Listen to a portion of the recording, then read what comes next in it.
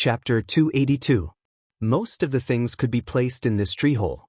Anyway, the seed was in Lu Chen's chest, so it was easy to take it out. However, some self-defense items had to be carried, such as the black dagger that Lu Chen was most comfortable with. As for Atsu, its sharp fangs were its weapons, so there was no need to prepare anything. When everything was almost ready, Lu Chen threw the last bit of meat to Atsu, then patted its head and said, "Eat more. I don't know what will happen later." Atsu obediently lowered its head and began to eat. Lu Chen sat down to rest, quietly waiting for the fateful moment to arrive. Thinking back to the scene when he just escaped into the tree hole, there was a high possibility that the outside of this seed was still under the incomparably dangerous Dragon River.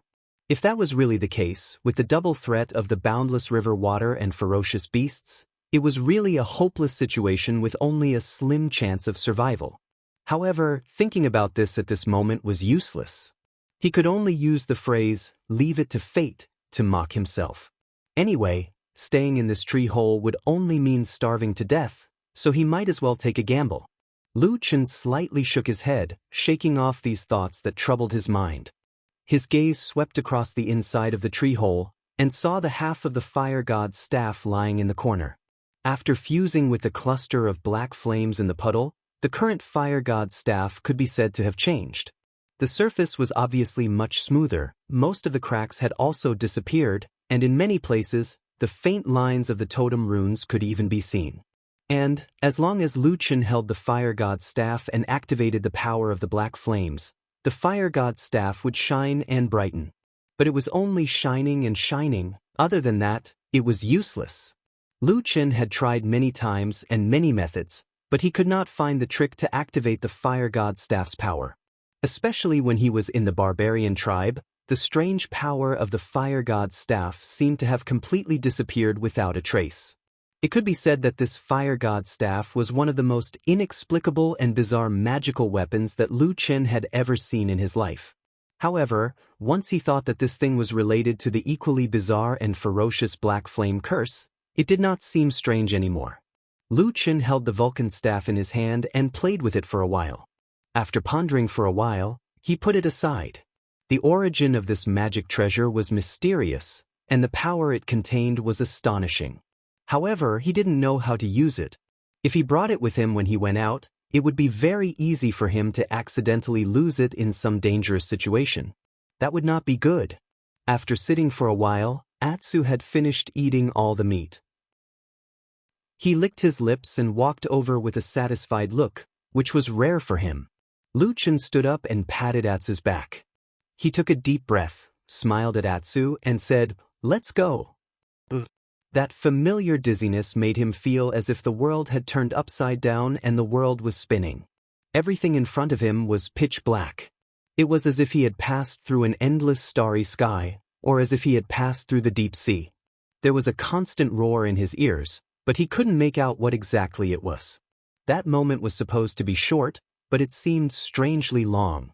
Lu Chen could even clearly feel his body floating and swaying, as well as the cold feeling coming from his surroundings. He subconsciously curled up his body, like a lonely child facing the dark night in fear. Then, light shone and sprinkled down. Bang! 2 bodies fell heavily to the ground. At the same time, there was a little splash. When Lu Chen woke up, his first reaction was to immediately grasp the black sword tightly and look around. Atsu, who had fallen at the same time beside him, also reacted quickly.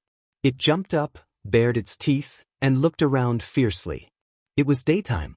The scorching sun hung in the sky, and the sunlight shone on the earth. There seemed to be a desolate atmosphere floating in the air. They were on the riverbank of a large river. The river water that washed ashore from time to time even wet the bottom of Lu Chen's pants. The river was a large river, and it looked extremely wide. At a glance, it was almost impossible to see the other side. This made Lu Chen subconsciously think of the Dragon River that he had fallen into. Could it be that his luck was so good that the seed was actually washed ashore by the river? For a moment, Lu Chen was in a daze. After a while, he gradually came back to his senses and looked around. He saw that the riverbank he was in was filled with rocks, and the area was also very large. The rocks spread far and wide, and in the distance, there seemed to be a wasteland. As far as his eyes could see, he actually didn't see a single tree. It was the same even on this riverbank. Other than the sound of the flowing river, there was no other sound. Lu Chen slightly frowned, and a trace of vigilance flashed across his eyes. Although this land was quiet, it did not look safe. There was something strange about it. There was plenty of water on the riverbank. Logically speaking, there should be a lot of vegetation. However, not even a single blade of grass grew here, let alone any animals or monsters. The land was dead silent, as if there was no life. After a moment of silence, Lu Chen brought Atsu, who was also a little surprised, and walked a few more steps towards the riverbank. After confirming that there was no danger around, he put away the black short sword in his hand and let out a long breath. Although this land still looked a little strange, no matter what, being able to stand on this land safely was already many times better than the terrible situation that he had expected before he came out. Now that he was temporarily safe, the next thing he had to do was to determine where he was. However, this was where Lu Chen ran into trouble. Apart from the fact that he could roughly determine that the river next to him was the Dragon River, Lu Chen had never heard of this desolate land. He did not know how far the seed had been washed away by the river during this period of time. Although the Dragon River was the boundary river in the central region of the Land of Chaos, in reality, the river still flowed into an unknown place in the depths of the Land of Chaos. Lu Chen faintly felt that he was currently somewhere in the central region of the Land of Chaos. After pondering for a while, Lu Chen finally decided to walk around. At the very least, he had to take a look before deciding. Although this place was full of danger, the good thing was that after surviving this calamity, his pursuers probably wouldn't be able to catch up to him for a while. Because the riverbank, or rather, the wasteland behind the rocky beach, looked shockingly vast, almost like a large piece of barren land, Lu Chen didn't dare to rashly enter. Instead, he walked along the direction of the river to see if he could find any clues. However, just as he was about to raise his chi and dash forward, he suddenly let out a muffled groan. His entire face instantly turned pale, and he directly fell to the ground. Atsu, who was standing beside Lu Chen, was shocked. He instinctively jumped away, then hurriedly ran back to Lu Chen and rubbed his head against Lu Chen's body. Lu Chen gasped for breath with an unbearable pain on his face. Beads of sweat seeped out of his forehead. After a while, his painful appearance slowly calmed down and he sat up. His face gradually revealed a trace of disbelief. Just now, when he subconsciously planned to urge the spiritual power in his body to hurry on, all the meridians in his body suddenly twisted together. All of the spiritual power seemed to have instantly gone out of control and crazily crashed into the meridians. That situation was really like being possessed by the devil. Fortunately, after the battle 10 years ago, his body's cultivation was greatly damaged. Today's spiritual power was no longer the same as it was in the past, so the damage caused wasn't too big. If it was any other Foundation establishment or Jindan Friar, it was very likely that they would be in danger of exploding. Lu Chen was really shocked. If he couldn't use spiritual power, he was almost no different from an ordinary person. If a slightly more powerful demonic beast came, he wouldn't have the power to protect himself. This place was completely desolate. It really was an extremely sinister place, dangerous and immeasurable. However, it was also at this time that Lu Chen's heart suddenly moved and he thought of something else. The situation just now was a little similar to the legendary deepest part of the Land of Chaos, where the 5 elemental spiritual power had reached the most chaotic and crazy place. It was said that the 5 elemental spiritual power in the deepest part of the Land of Chaos was chaotic and could not be absorbed at all.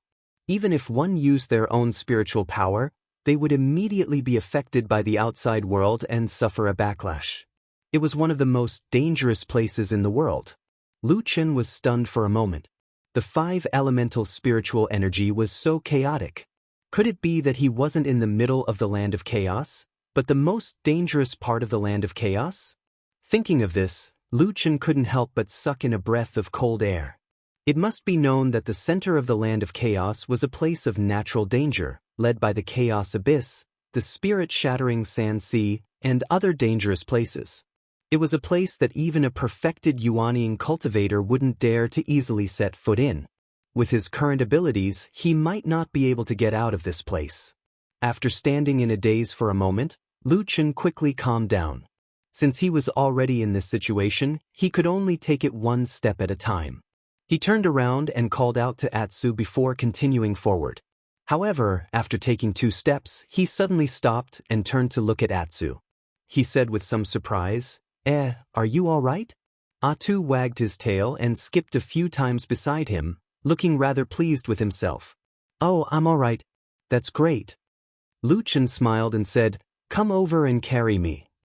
With this huge black wolf as a mount, the journey was naturally much longer. As for why this place didn't affect Atsu, it was probably because it was a demonic beast and didn't have any 5 elemental spiritual power. Lu Chen didn't know the reason and couldn't be bothered to think about it. After riding Atsu for half a day, a mountain suddenly appeared in front of him. It was a tall and majestic mountain that blocked out the sun. Chapter 283. It was the tallest mountain that Lu Chen had ever seen in his life. It was even bigger than Kunlun Mountain. The mountain was still far away on the horizon, but just by looking at its tall figure, there was a terrifying aura pressing down on them. It was not a mountain, but a boundless city wall that blocked the heaven and earth. The 2 ends of the mountain range stretched for tens of thousands of miles, and the end could not be seen. The mountain peak was extremely tall and towered into the sky. About 1,000 feet above the ground, there was a line of snow, and above that was a vast expanse of white snow. The white clouds were misty, layer upon layer. It seemed that they were only at the middle of the mountain, and the higher mountain peaks were so high that they could not be seen. Such a magnificent spectacle was really rare in the world. Lu Chen and Atsu looked ahead and held their breath. But after coming back to his senses, Lu Chen's expression suddenly changed, and an ominous premonition suddenly flashed through his mind. Unlike the vast wasteland where not even a blade of grass grew, he had heard of this towering and exceptionally majestic mountain in the past. Legend has it that in the deepest part of the land of chaos, there was a huge mountain peak that stretched across the land. It was called the Great Snow Mountain. It was the home of the ferocious and valiant barbarian tribe. There were countless ferocious and peerless demonic beasts in the huge mountain range, and the height of the mountain was unimaginably high, reaching into the clouds. Since ancient times, it had the nickname of Pillar of Heaven and Earth. For thousands of years, no one had ever been able to cross this huge mountain. Firstly, the mountain was steep and difficult to climb, and the demonic beasts in the mountain were extremely ferocious. Once one climbed to the top, it was said that there was an extremely cold wind at the top of the mountain that was unheard of in the world. Not to mention flesh and blood, even the ancient beasts, and even the highly skilled Yuanian Jinren could not withstand it. As a result, the Great Snow Mountain became a natural moat that separated the north and the south. The only exception was that after a long period of time, there would be an earth-shattering change on the Great Snow Mountain, and then the beasts would go quiet, the wind and snow would stop, and a road would appear. In the great battle between the humans and the berserkers in the past, the berserkers had seized that chance to attack the north en masse. In the end, they had suffered a crushing defeat. If the huge mountain in front of him was the legendary Great Snow Mountain, didn't that mean that he was no longer in the middle of the land of chaos, but in the core of the land of chaos? He might even be close to the southern wastelands? Lu Chen's expression turned ugly. If that was really the case, then the situation was much worse than he had expected. Sitting on the back of Atsu, he looked left and right. On one side was the barren wilderness, and on the other side was the seemingly smooth-flowing river. Lu Chen frowned. At the same time, he tried his best to recall all the memories he had of the Dragon River. However, no matter how he thought about it, he found that although the river was full of life, it was shrouded in mist. Most importantly, all the questions about where the river flowed to, the answer was almost the same. It turned into the depths of the chaotic lands and disappeared without a trace. His whereabouts are unknown? How could such a huge river disappear without a trace? Why couldn't he just follow the direction of the river? Why couldn't he find it? This seemingly simple question seemed to hide an unfathomable and terrifying secret. Atsu stood quietly, occasionally flicking its tail. Lu Chen pondered in silence for a while, then patted its head and said, "Let's go. No matter what, let's go ahead and take a look." Atsu raised its head and looked at the towering great snow mountain in the distance. It looked at the barren wilderness illuminated by the scorching sun in the sky. Suddenly, it let out a long howl and ran with all its might. Like a black wind, it blew across the barren wilderness and the riverbank. Countless rocks swept past them and disappeared from sight. This run lasted for a very long time. The river was frighteningly long. When the sky darkened, Lu Chen estimated that they had run for at least 100 or 200 kilometers, but the river did not seem to have changed. The scenery in front of them also did not change. It was still a stretch of desolation. This was the result of Atsu's extraordinary endurance after it had advanced to the holy beast rank. If it were any other demon beast, it would have collapsed from exhaustion. At dusk, Lu Chen and Atsu stopped and prepared to spend the night on this frighteningly large riverbank. The situation in front of him was very strange. Logically speaking, if he was really near the Great Snow Mountain, then there should be even more dangerous demonic beasts hibernating in the land of chaos. But after running for such a long time, Lu Chen had not encountered a single demonic beast. It was also very strange. Although it was a good thing that they did not encounter the threat of demon beasts, there was another problem. There was no food. This riverbank wasteland was too desolate. Not even a blade of grass grew. Lu Chen and Atsu could not possibly live on rocks. However, Lu Chen and Atsu really ran over to look at some of the big and small rocks on the ground. But this place was really desolate. Other than rocks, there was only wasteland. There was not even a small worm. Fortunately, heaven never bars one's way. Although the riverbank was desolate, at least there was a big river next to it, right? Lu Chen thought of several methods and used almost all the means available to him.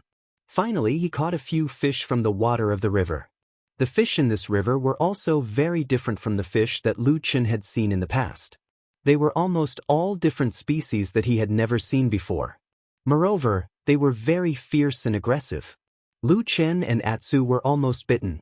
But it was also in the process of fishing that Lu Chen unexpectedly discovered that although he could not use his 5 elemental spiritual energy and various means, the power of the black fire seemed to be completely unaffected by the chaotic 5 elemental spiritual energy in this area. He could use it freely. It was also because of this that he was able to catch those big fish in the end. However, when Atsu ate the fish, it looked like it was in pain. From time to time, it would look at Lu Chen with some complaints. Lu Chen stared at the stupid dog and said, "It's good enough that you have something to eat. Isn't the meat a little sour? It's fine." That night, the riverbank was very dark and very cold. Lu Chen almost didn't sleep much. Fortunately, the night passed safely. There were no dangers that only existed at night, and no monsters suddenly crawled out of the river. After dawn, Lu Chen and Atsu continued to move forward. However, after running, Lu Chen quickly felt that today's Atsu was obviously faster than yesterday. At the same time, its body was stronger. Was it the result of eating the fish in the river? A few days ago, when they were hiding in the mysterious tree hole, Lu Chen basically gave Atsu ordinary meat. There was no essence or spiritual energy to speak of. As for the fish that lived in the river, it should be a kind of monster. This stupid dog was really picky. If he didn't give it good food, it wouldn't work. On this day, Atsu's speed was much faster than yesterday. When it was almost noon, the desolate and lifeless scenery that had always been the same finally changed. The first person to notice something wrong was Lu Chen. He saw that the river that had been flowing smoothly suddenly began to become a little turbulent. At the same time, the river seemed to be faintly narrowing. As they continued forward, a rumbling sound suddenly came from the originally quiet wilderness. It was like a thunderclap, like a landslide, and also like a torrent crashing against a hard rock. It made one's heart skip a beat. This time, without waiting for Lu Chen to call, Atsu first slowed down and looked forward. Lu Chen's face was a little dignified. He jumped down from the back of Atsu and looked into the distance. There seemed to be a vague black slowly wriggling in the distance. All the sounds came from that direction, and the river next to him was also flowing in that direction. It seemed that he finally found a result. Lu Chen narrowed his eyes slightly, looked at the darkness in front of him, and then suddenly patted Atsu's head and whispered, "You stay here, I will go and take a look." After saying that, he walked forward. When stepping on the uneven stone beach, Lu Chen suddenly found that there were some black marks on the surface of many stones under his feet. He paused for a moment, squatted down beside a stone with a black mark, and then found that it seemed to be traces of burning. When he stood up, he soon found that the stone beach he was standing on at the moment was almost full of such stones with black marks, and there were countless of them everywhere, covering an astonishingly large area. But, on this barren and desolate river beach, how could there be such a huge sea of fire burning? Things were getting more and more strange, and Lu Chen's pupils also slightly contracted. However, after a moment, he still continued to walk forward. However, after he had taken 3 to 5 steps, he suddenly heard a commotion behind him. When he turned around to look, he saw that Atu had finally caught up to him and walked to his side. Lu Chen was startled, and then he showed a trace of a smile. He didn't say anything, just patted its back, and then one person and one dog continued to walk forward. After walking for a while, the darkness in front of him began to gradually become clear, and the river around him flowed more and more rapidly. The sound of the water was intense like thunder. When they continued to walk forward, an unimaginably huge pit, or a huge cave suddenly appeared in front of Lu Chen's eyes. At this point, the river suddenly made a loud noise, and countless streams of water rushed into the air, then turned into an unimaginably huge waterfall, flew straight down, and fell into the abyss. Yes, this was a dark abyss, a huge and bottomless abyss. The darkness condensed under the abyss, but there were countless light spots flickering in the darkness, emitting a silver-white light, shining like stars in the dark sky. Lightning flashed and thunder rumbled incessantly in the darkness, and one could clearly see that the starlight formed a beautiful picture. The darkness was like a tidal wave, floating and sinking in the abyss, forming a strange scene. When Lu Chen stood at the edge of this abyss, he looked like an insignificant ant, looking at the unimaginable miracle in this world in shock. Chapter 284. The abundant and surging water of the river turned into a huge waterfall, plunging straight into the darkness, and then disappeared without a trace. From afar, it looked like a white jade belt hanging in the night. Standing next to this black and huge abyss, it was as if the sky and earth had been turned upside down. The night sky was below, and the earth was above. The darkness and the strange starlight and white light formed a strange scene, and it was not static. Like clouds flowing, everything in the abyss seemed to be rotating, just like the vast and boundless galaxy in the sky had produced a terrifying vortex, as if it was going to devour everything in this world. Lightning flashed, twisting and passing through the black, cloudy galaxy, and there were bursts of low but majestic thunder from the depths of the abyss from time to time.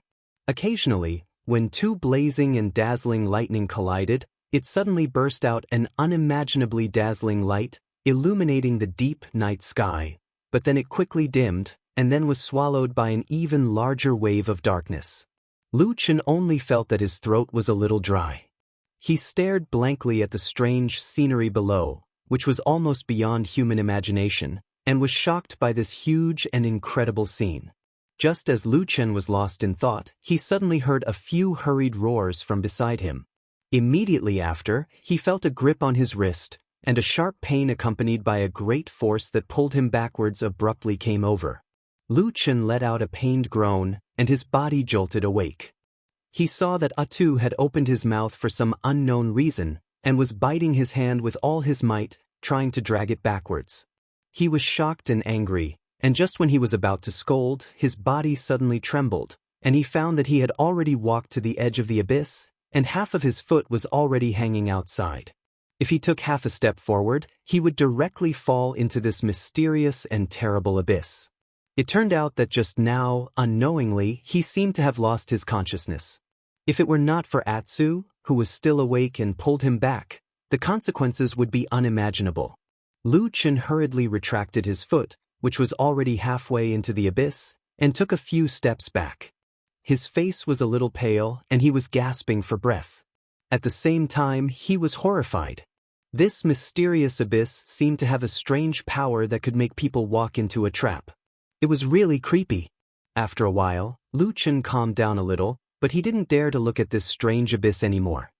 He turned around and touched the head of Atsu, who was standing beside him. Just when he was about to speak, he suddenly saw the huge mountain in the distance. His body trembled again. In that instant, he suddenly knew where this place was. Under the Great Snow Mountain, in the Chaos Abyss. The Great Snow Mountain, the Primal Chaos Abyss, and the Shattered Spirit Sand Sea. These three places were the most dangerous and terrifying core areas of the Land of Chaos.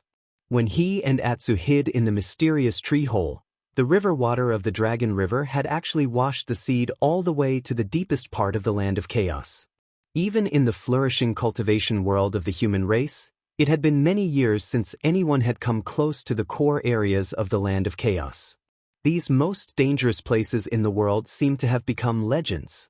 This result far exceeded Lu Chen's initial plans. One had to know that he had only wanted to take the risk to enter the central area of the Land of Chaos. After standing in place for a while, Lu Chen shook his head and sighed helplessly. He glanced at Atsu and found that Atsu was also looking at him with concern, as if worried that this man had been scared silly. "All right, at least we are still alive," Lu Chen said to Atsu in a self-deprecating manner and shrugged his shoulders. No matter what, standing so close to the Primal Chaos Abyss, one of the three most dangerous places in the Land of Chaos, was not a pleasant thing, even if it seemed like nothing had happened for the time being. "Let's go and take a look at the other places," Lu Chen said to Atsu and turned to leave. Atsu was just about to follow when all of a sudden, the black wolf's fur stood on end and it bared its fangs. It let out a ferocious growl once again, as if it had seen a terrifying beast, revealing a look of terror. Lu Chen was shocked. Just as he was about to comfort Atsu, he suddenly felt the ground beneath his feet shake violently. Then, several earth-shattering claps of thunder rang out from the Primal Chaos Abyss. Lu Chen turned to look in the direction of the sound and saw that the river in the distance, which had already become turbulent, suddenly began to twist and ripple. In the huge abyss, black waves surged violently, each wave higher than the one before. Lightning was swimming around crazily. Rays of starlight shone brightly. The darkness was full and surging. The dark vortex spun faster and faster. Suddenly, there was a moment when everything stopped. Heaven and earth held their breath and all things froze. All of a sudden, a loud noise that seemed to tear the sky and shatter the vault of heaven rang out from the abyss of chaos. A dark torrent rushed straight up to the sky from the depths of the whirlpool. All the clouds and mist were scattered in front of this terrible dark torrent. They could only stare at this strange scene that pierced through the sky. The clouds in the sky changed color. After a while, the giant black pillar gradually shrunk and disappeared. The Primal Chaos Abyss slowly regained its calm. Lu Chen was shocked. Suddenly he saw a small black dot appear in the sky. The black dot fell from the sky at a very fast speed.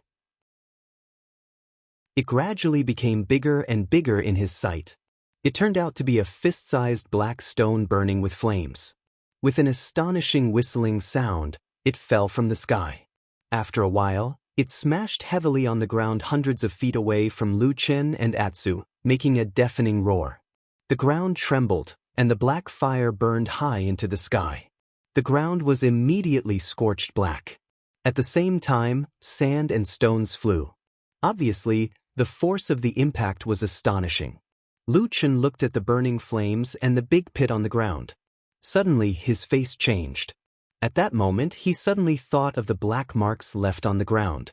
"Go!" He suddenly let out an angry roar, flipped over and jumped onto Atsu's back, hugged its neck and shouted, "Run!" Atsu seemed to have sensed something. It let out a long roar and rushed out with all its might. At the same time, in the boundless sky, a second black dot appeared, then a third, a fourth, more and more until it was impossible to count. The entire sky was filled with black falling rocks, carrying with them endless flames and terrifying whistling sounds as they fell to the ground. Atsu roared and ran. Its body was as agile as lightning. It jumped and weaved, and even the rocks of different heights couldn't stop it. But soon, the burning black stones that fell from the sky began to hit the ground. At first, it was 1 or 2 stones. Soon, it was too much for the eyes to take in. The roar was deafening. The sound of explosions and the trembling of the ground were endless. The burning flames began to spread across the land. Every falling boulder would cause a sea of fire and a large amount of sand and dust. Carrying Lu Chen on its back, Atsu desperately ran away in this doomsday-like scene. It passed through every narrow gap and dodged the feast of the Grim Reaper. Even if the flames burned its skin and flesh, it didn't flinch. There were many times when it was only a thin line between life and death. The terrifying rain of fire covered the land. If Atsu made the slightest mistake, it and Lu Chen would stay on this land forever. But in the end, Atsu still roared and rushed out with its body covered in flames and dust. It avoided the falling stones along the way and left the seemingly endless rain of fire behind. The thrill of the journey was indescribable. Even Lu Chen himself felt that he was in a desperate situation and couldn't escape anymore. But in the end, Atsu, the magical holy beast that was only good at escaping, exerted all its strength and finally brought him out. When the rain of fire subsided and the world became peaceful again, Lu Chen and Atsu stood at the edge of the land that had become a sea of fire. When they looked back, they were both speechless. At this moment, their bodies were all gray and black. Lu Chen's clothes and Atsu's fur were torn and burned in many places. And in the place where they were just now, no living creature could survive within a radius of more than 100 miles. Lu Chen finally knew where the black marks on the stones that he saw before came from. A dangerous place like the Chaos Abyss was indeed extraordinarily terrifying. And when he looked back into the distance, a desolate and withered wasteland appeared in front of him. It was boundless. "Let's go, Atsu," he said softly. Atsu responded in a low voice. It wagged its tail and followed him into the vast and desolate distance. At that time, the sun was setting in the west. Under the setting sun, their shadows were particularly long and thin, and they were cast on the desolate and boundless desert. Chapter 285. Lu Chen and Atsu barely avoided the terrifying rain of fire from the primal chaos abyss. It could be said that they had a narrow escape from death. Without any hesitation, they left the area. They could not go to the Great Snow Mountain either. It was a dangerous place that was on par with the abyss of chaos. Even if they went there, they would most likely die. As for the remaining path, they did not have many choices. On one side was the boundless desert, while the other was to walk back along the rocky beach and look upstream of the river. After much thought, Lu Chen finally decided to turn back and walk upstream. If this river was the Longchuan River, they might have a chance of finding their way back. As for the seemingly vast wasteland, it was too easy to associate it with the broken spirit sand sea that was on par with the abyss of chaos and the Great Snow Mountain. Although Lu Chen could not be sure that it was that place, if the abyss of chaos and the Great Snow Mountain had both appeared, it would not be strange for the broken spirit sand sea to appear as well. In this strange and unpredictable region, danger lurked everywhere. If they wanted to survive, they had to be careful. Even so, Lu Chen did not have much confidence that they would be able to walk out of this dangerous place. They slowly approached the river and began to swim upstream. At the same time, Lu Chen carefully maintained a distance from the river. He would only approach the river when he needed to feed on the fish in the river. Just like that, they walked for a few days without encountering any accidents. Although this was a good thing, Lu Chen still felt a little strange. It was hard to say if he had not been to the Great Snow Mountain, but the abyss of chaos that he had seen was an incomparably strange and dangerous place. It was very much in line with the legendary core zone of the disorienting lands. However, the legends also said that the disorienting lands was dangerous to the point where danger lurks every 3 steps and danger every 5 steps. Not to mention ordinary people, even Yuanying Zhenren would have to be on high alert to deal with it. However, he had been walking here for a few days without encountering any danger. This was a little strange. Something did not seem right? During this period of time, he was suddenly in this dangerous place. Naturally, It was because when he hid in the seed, he was somehow swept here by the river. Lu Chen originally thought that he would be able to find some clues to return after walking upstream for a few days, but now he realized that he might have been wrong. Although he didn't remember staying in that mysterious tree hole for too long, at least with the gluttonous Atsu around, the food wouldn't last that long. But now, after walking for several days, Lu Chen found that the surrounding scenery did not seem to have changed at all. It was still a river and a desolate plain. Come to think of it, it was probably only when it was at the bottom of the Dragon River that the tiny seed was instantly washed far away by the rapid currents. That was how it managed to arrive at the abyss of chaos in this period of time. With this uncertain guess, Lu Chen and Atsu walked for a few more days. About 9 days after they left the abyss of chaos, they finally noticed something unusual. There was no change in the surging river, nor in the vast wilderness. However, in a patch of yellow sand ahead, Lu Chen saw a corpse that had decayed beyond recognition. The skeleton buried in the yellow sand looked a little scary, but after discovering it, Lu Chen's spirits were lifted and he was very happy. No matter what, the appearance of a skeleton meant that someone had been here before. To him, this was equivalent to a timely piece of news. The skeleton was extremely decayed, and most of it had been weathered into sand. Even the sturdiest skull had decayed in many places. However, after careful observation, Lu Chen quickly frowned and a strange look flashed across his eyes. This skeleton that had died at an unknown time looked like a human, but Lu Chen saw a broken fang near the jaw. He was shocked because it was impossible for a human to have this. This dead person was a barbarian. Atsu walked to Lu Chen's side and raised its head to look at him. Lu Chen straightened his body. After a moment of silence, he said to Atsu in a low voice, let's go forward and take a look. I hope my guess is wrong." At this moment, Lu Chen was guessing in his heart. He did not say anything, and Atsu had no way to ask. Of course, although Atsu was now a holy beast, it still did not know the human language, so it could not ask. The two of them stepped over the skeleton and continued forward. The dry wind blew from the wilderness and blew up a patch of yellow sand, drowning the hideous skeleton. The discovery of this skeleton was like a watershed. From this day onwards, the direction that Lu Chen and Atsu were moving in began to change. Grass and trees began to appear on this piece of land. Although they were sparse and did not form a forest, it was clear that the situation was slowly improving. The aura of life began to thicken in this piece of land. Later, Lu Chen actually saw a small oasis formed by a small forest in the desert. There were some small animals there, but they were not demonic beasts. They looked a little strange and seemed to be very different from the creatures in the divine central continent. At the very least, some of the beasts in this place looked very weak. Lu Chen caught 2 beasts that looked similar to wild rabbits as a way to improve his and Atsu's meals. It was unknown whether it was because no one had come here for a long time, but these weak beasts did not seem to be able to resist. However, Atsu seemed to have no interest in the meat of these weak beasts. It used its mouth to pull Lu Chen's clothes and dragged him toward the river. It looked like it wanted to eat the fish in the river. Lu Chen was also helpless.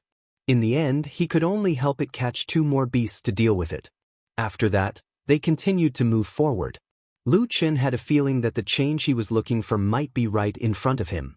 However, this change came very quickly and was also very big, so much so that Lu Chen was somewhat unprepared. On the second morning after he left the small oasis, he and Atsu were still walking upstream in a desolate wasteland when they suddenly heard a strange noise coming from the desert in the distance. The sound was unusually desolate and tragic, and the tone was boundless, as if it was recalling an ancient epic to the heavens. However, Lu Chen's expression immediately turned ugly because he felt that the voice was a little familiar. After thinking for a moment, he felt that this voice was similar to the voice of the old shaman he had heard in the battle with the barbarian tribe in the mountain ridge next to the evil Python Valley. This discovery made him look a little solemn. He informed Atsu, and then quietly ran toward the source of the sound. There was a big sand dune about 100 feet in front of them. Lu Chen and Atsu ran in that direction. As they got closer, more and more sounds came.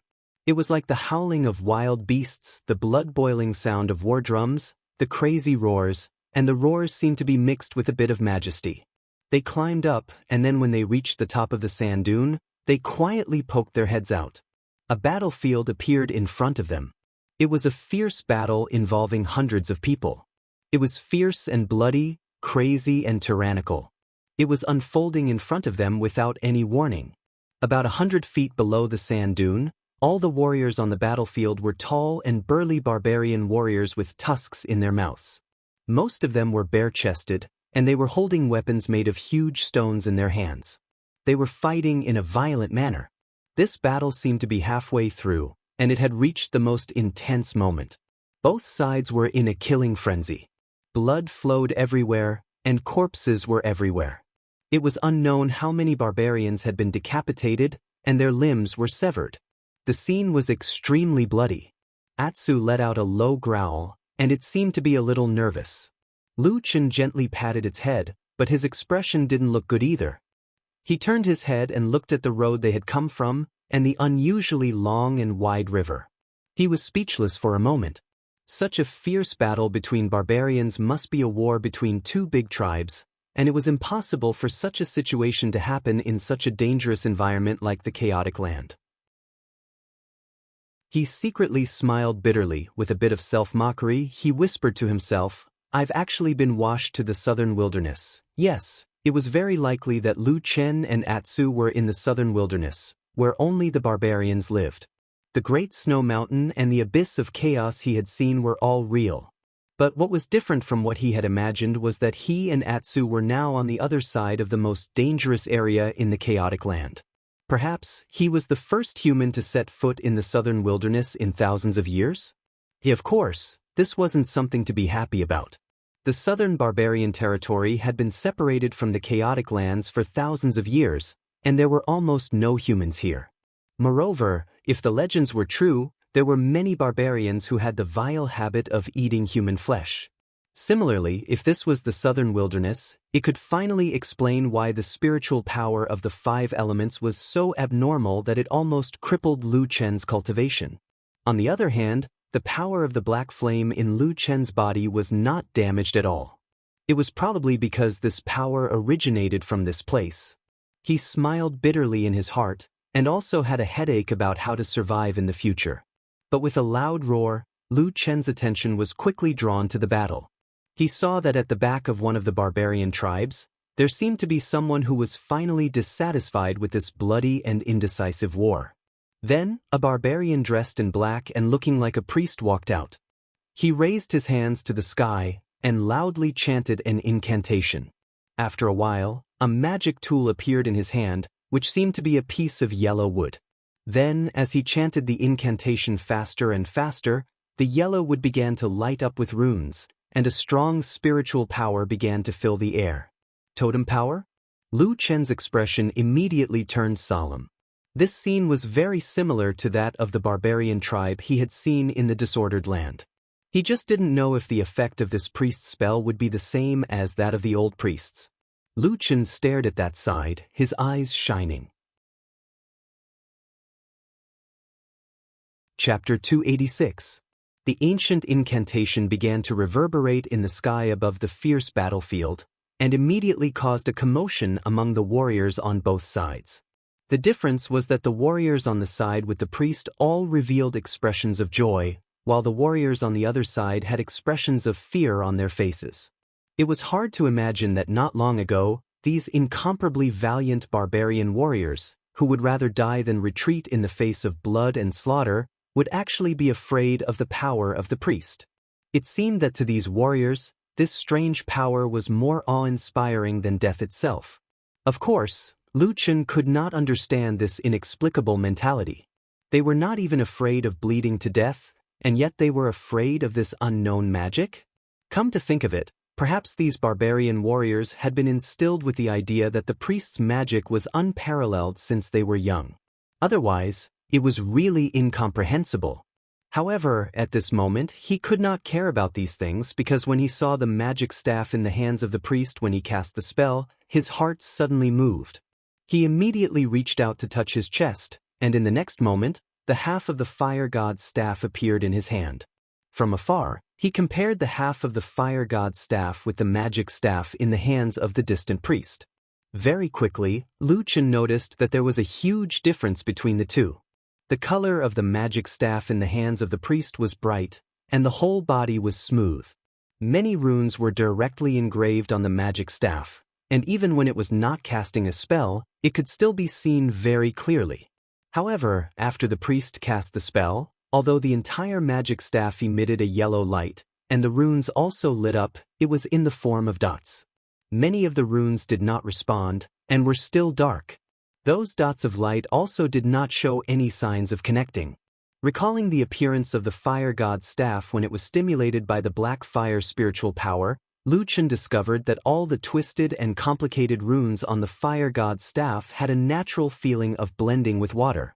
Once the fire god's staff was stimulated by the spiritual power was like a stream of water, flowing through all the runes in the blink of an eye.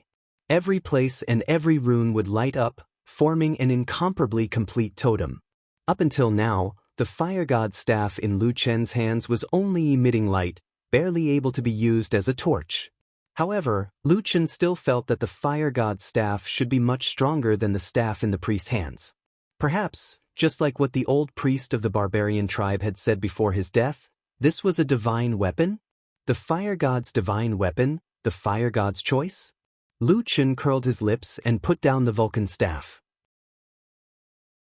On the battlefield below, the priest had already finished chanting his incantation. Soon, a powerful force was emitted from the staff in his hand. Several yellow rays of light shot out and shot into the ground in front of him. At the same time, Lu Chen suddenly felt a slight warmth in his hand, and Atsu, who had been lying beside him, suddenly moved a little to the side, as if it was startled by something. After a while, their gazes looked down at the same time. They saw that the half of the Vulcan staff was actually trembling by itself. A ray of light that was not particularly bright was flickering in the runes on the body of the staff. However, the Vulcan staff's reaction stopped there. It gave off a feeling of disdain. After the light flickered for a while, it gradually dimmed. On the battlefield below the sand dune, there was already a strange change. At the center of the battlefield where the two sides were fighting fiercely, the ground suddenly trembled violently. The surrounding barbarian warriors suddenly lost their balance and fell to the ground. After a while, a low rumbling sound came from the ground. A large area of sand and stones suddenly arched up. Smoke and dust flew everywhere, and countless small stones rolled down. Then, under the shocked gazes of the crowd, a huge stone puppet that was more than 2 feet tall appeared on the battlefield. This stone puppet, whose entire body was condensed from stones and sand, raised its head towards the sky and roared. Its voice was like thunder, then it slowly turned around and walked towards the enemy camp. With every step it took, the ground would tremble. This indicated that the stone puppet's body was abnormally heavy. Looking at the terrifying stone giant that had suddenly appeared, it was obvious that it was not an opponent that ordinary people could fight against. The barbarian warriors who had been fighting bravely before also began to show signs of hesitation and fear in their eyes. Some of them even began to retreat. The situation of the battlefield that was originally evenly matched was suddenly reversed after the appearance of the stone puppet. The morale of the barbarian warriors who had the power of the priest had obviously risen. All the barbarian warriors roared and rushed forward. They either slashed and chased after the stone puppet, or directly entangled the opponent so that the stone puppet behind them could catch up. Seeing that the situation was about to get out of control, a few people suddenly jumped out from the back of the barbarian warriors who were at a disadvantage. But none of these people were like the priest. They seemed to be stronger warriors and leaders. They shouted at their subordinates and drove them back to fight. Lu Chen was watching from the side of the sand dune. He could also see that something was wrong. The barbarian army with the priest had a unified command. Even their clothing was similar. On the other side, although the number of barbarian warriors wasn't small, but after a long time, he could see that the warriors of several different tribes had joined forces to fight together. These barbarian warriors were also very brave and valiant. But when the leader of the barbarian warriors came out, the situation immediately became chaotic. The The warriors of each tribe only listened to the leader of their tribe. So, the scene suddenly became chaotic. The stone puppet had dragged its heavy body to the front. It let out a loud roar and kicked its huge stone foot towards the barbarian warriors. A gust of wind blew past, and a few barbarian warriors who couldn't dodge in time were kicked. Immediately, deafening screams could be heard, and a few bodies were kicked away. Blood splattered everywhere, and their bones were broken and their flesh was torn. Then, the stone puppet raised its arm and smashed its huge fist into the crowd of barbarian warriors. Boom! The ground shook, and a few barbarian warriors who couldn't dodge in time were smashed into a pile of flesh and blood. The other barbarian warriors seemed to be scared out of their wits. They screamed madly and retreated with all their might. It seemed that they wanted to get as far away from this inhumane stone puppet as possible. The situation instantly collapsed. Even though the leaders of the allied army were trying their best to drive their warriors away, they couldn't control the barbarian warriors who were retreating. On the opposite side, a large group of warriors were laughing wildly. They were waving their blood-stained blades and were following the stone puppet. On the side of the allied army, everyone's faces were ashen, and despair could be seen on their faces. Some of them seemed to be extremely angry. They tore their clothes, beat their chests, and roared, Why do they have a priest? Didn't the priest of the mountain spirit tribe die decades ago? Blood splattered everywhere on the bloody battlefield. Many people were bleeding and collapsing, and an even greater massacre was about to descend. Lu Chen, who was hiding behind a sand dune in the distance, didn't feel anything. He had been used to death and blood for so many years. Once he hardened his heart, he could be extremely cold. Not to mention that both sides were barbarians, so he didn't feel the slightest bit of sympathy for them. So, when one side was about to be slaughtered, he didn't feel anything. He just calmly watched for a while, and felt that he shouldn't stay here any longer. Once the battle was over, the barbarians on the winning side would definitely clean up the battlefield. At that time, if he wasn't careful and was discovered by the barbarian warriors who had just escaped from the battle, it would be a big problem. Especially the priest hiding in the depths of the battle. Although Lu Chen faintly felt that the priest's methods, especially his magic staff, were not as good as the fire god's staff that he had obtained, but the various strange witchcraft and methods of the southern border barbarians were still hard to guard against. So, he finally decided not to cause any trouble. He turned his head and called out to Atsu softly, "Let's go." Atsu wagged its tail and crawled up from the ground. Lu Chen was about to retreat down the sand dune when he found that the fire god's staff was still in his hand. At this moment, it was still slightly hot, but the light on the staff was almost gone. He shrugged his shoulders and was about to put away the fire god's staff when he suddenly found that the priest in the distance had a solemn expression on his face. His hands were twisting in the air, as if he was in the process of controlling the stone puppet. Seeing that victory was in his grasp, it was obvious that the priest's face revealed an obvious look of arrogance. Then, he looked around and saw that the barbarian warriors surrounding him were all looking at him with reverence. The way they looked at him was like that of a god. The priest was extremely pleased with himself and couldn't help but laugh out loud. He had the intention to show off. As long as I can completely make these brainless barbarians who only have a body of flesh and blood respect me, I can successfully subdue this mountain spirit tribe. When I return to the war god temple, I'm sure the few shamans will be even more satisfied with me. The priest snorted coldly and made up his mind. He grabbed the staff beside him with both hands and didn't seem to cast a spell. In the blink of an eye, a violent force flowed out from the staff and poured into the distance. The power accompanied by the blazing yellow light directly passed over the heads of the crowd and landed on the stone puppet. Immediately, the originally incomparably powerful stone puppet seemed to have suddenly been stimulated, and its movements actually became twice as fast as before. Even the most obvious flaw was almost fixed. With this, the stone puppet became even more of a terrifying killing machine. It swept across the battlefield and slaughtered flesh and blood. In the blink of an eye, it was about to kill its way through the enemy's formation. The priest laughed out loud and the barbarians around him cried out in surprise. Their faces were full of reverence and they looked as if they were about to kneel on the ground. It was also at this moment that the fire god's staff, which had calmed down in Lu Chen's hand, suddenly lit up, just like a will that had been provoked again. Chapter 287. It was a sudden ray of light that rose from the fire god's staff. The entire sand dune seemed to be shrouded in this ray of light in an instant. It was majestic and turbulent, and the light was like fire, roaring loudly. Almost at the same time, all the barbarian warriors who were immersed in the bloody slaughter and life and death situation on the battlefield did not notice the abnormality on the sand dune next to the battlefield. The only one who felt it was the priest who was casting the spell with the staff in his hand. The earthy yellow staff that was at its peak state and invincible on the battlefield suddenly trembled violently.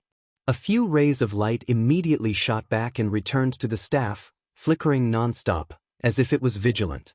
The stone puppet in front of it seemed to have lost a part of its strength, and its speed and agility also slowed down.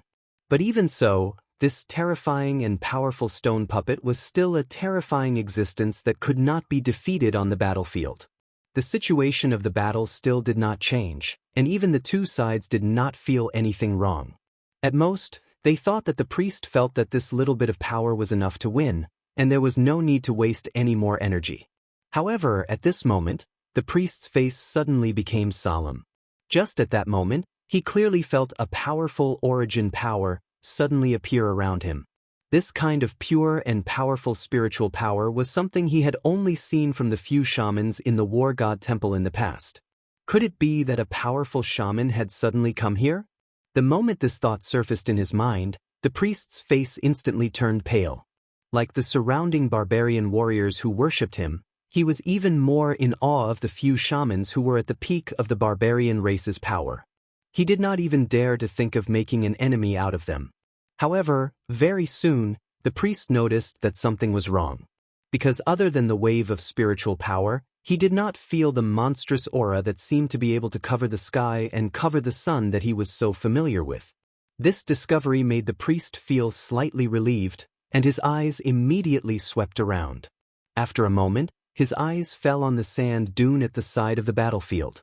There seemed to be a ball of fire burning there, and the fire seemed to be enveloping the entire hill.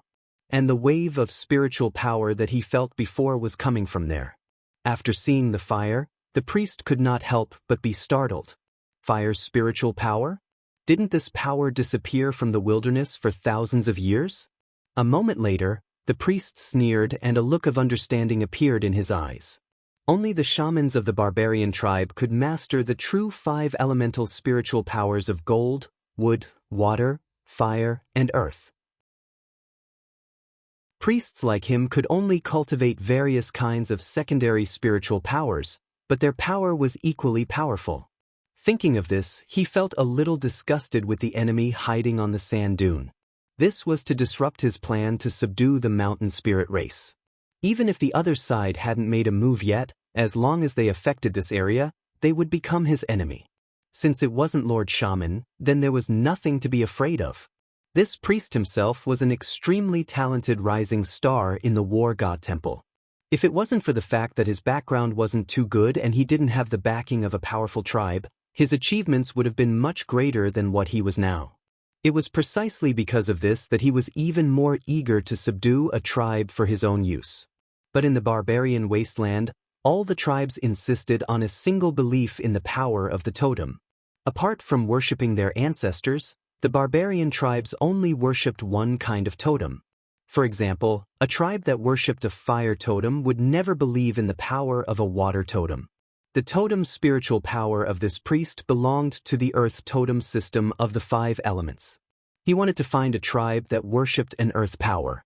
Moreover, this tribe had already lost its priest, so the tribe couldn't be too weak. Otherwise, it wouldn't be able to provide him with all kinds of strong support, and it would be useless to subdue it. Therefore, subduing the mountain spirit race was something he couldn't afford to fail. Originally, he had basically controlled the morale of the mountain spirit race. In today's battle against 4 small tribes, as long as he won the battle, the mountain spirit race would be completely loyal to him. Just as he was about to succeed, an accident had occurred. This time, he couldn't back down no matter what. The priest picked up his magic staff and started to chant a mysterious incantation. His body turned half a circle, no longer facing the front of the battlefield. Instead, he looked in the direction of the sand dune. The leaders of the mountain spirit race next to the priest soon noticed that something was wrong. They raised their heads and looked at the strange fire on the sand dune. Suddenly, their faces changed. However, seeing that the priest was calm and composed, and that he was directly attacking the sand dune, they felt relieved. In this battle, the high priest had already proven his strength. A yellow light rose up like a vast and boundless wasteland.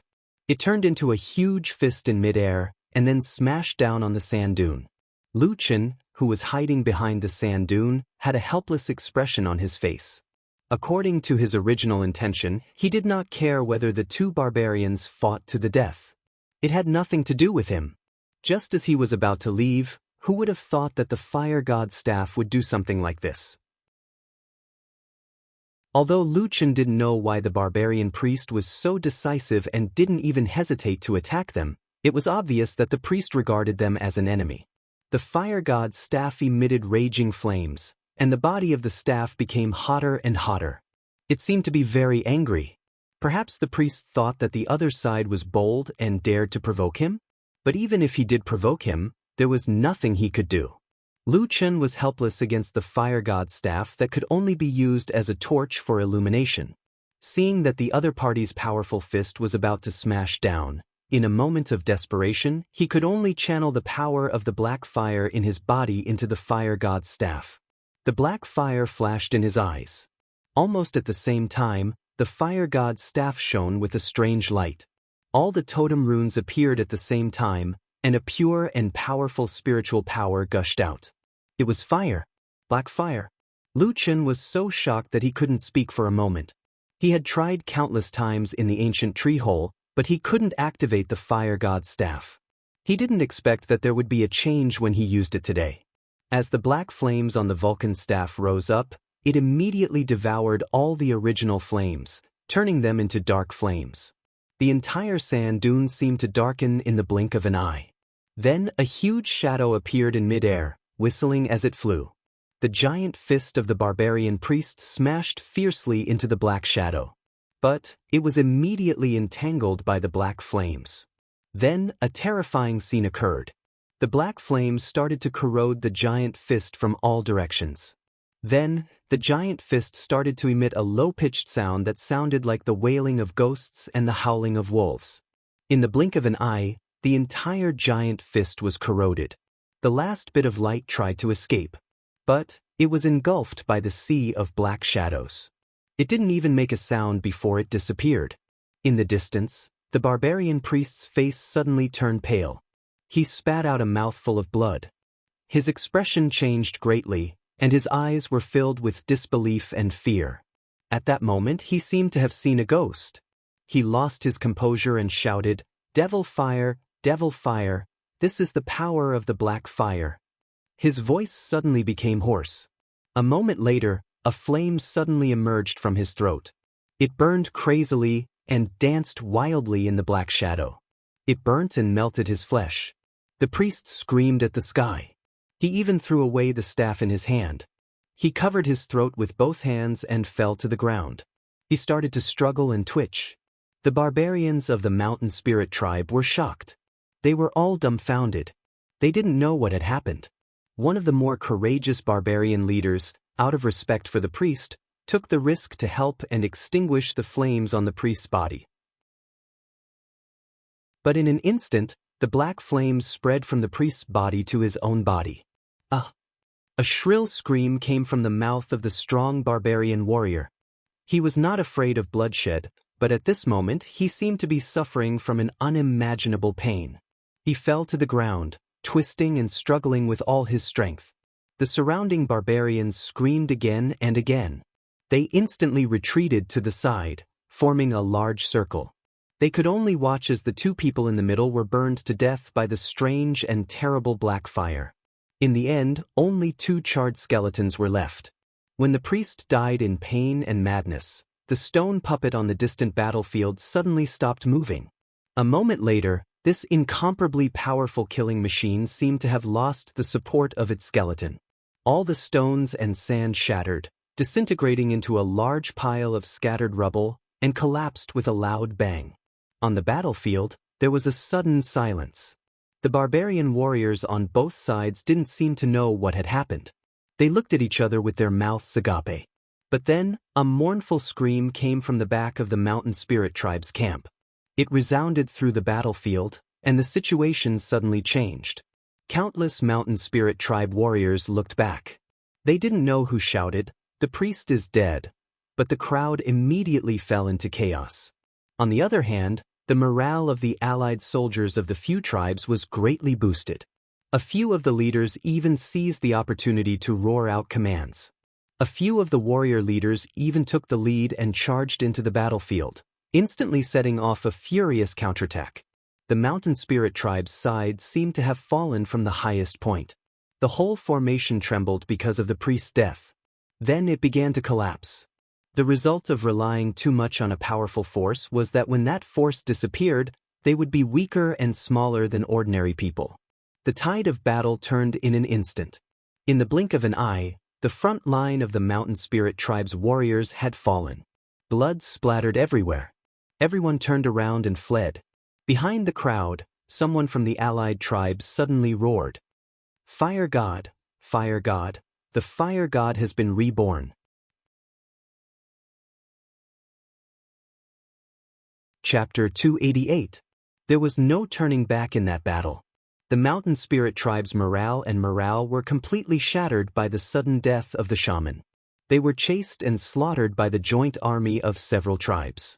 Blood flowed all the way, and at least half of the mountain spirit tribe's warriors were killed, and they fled in panic.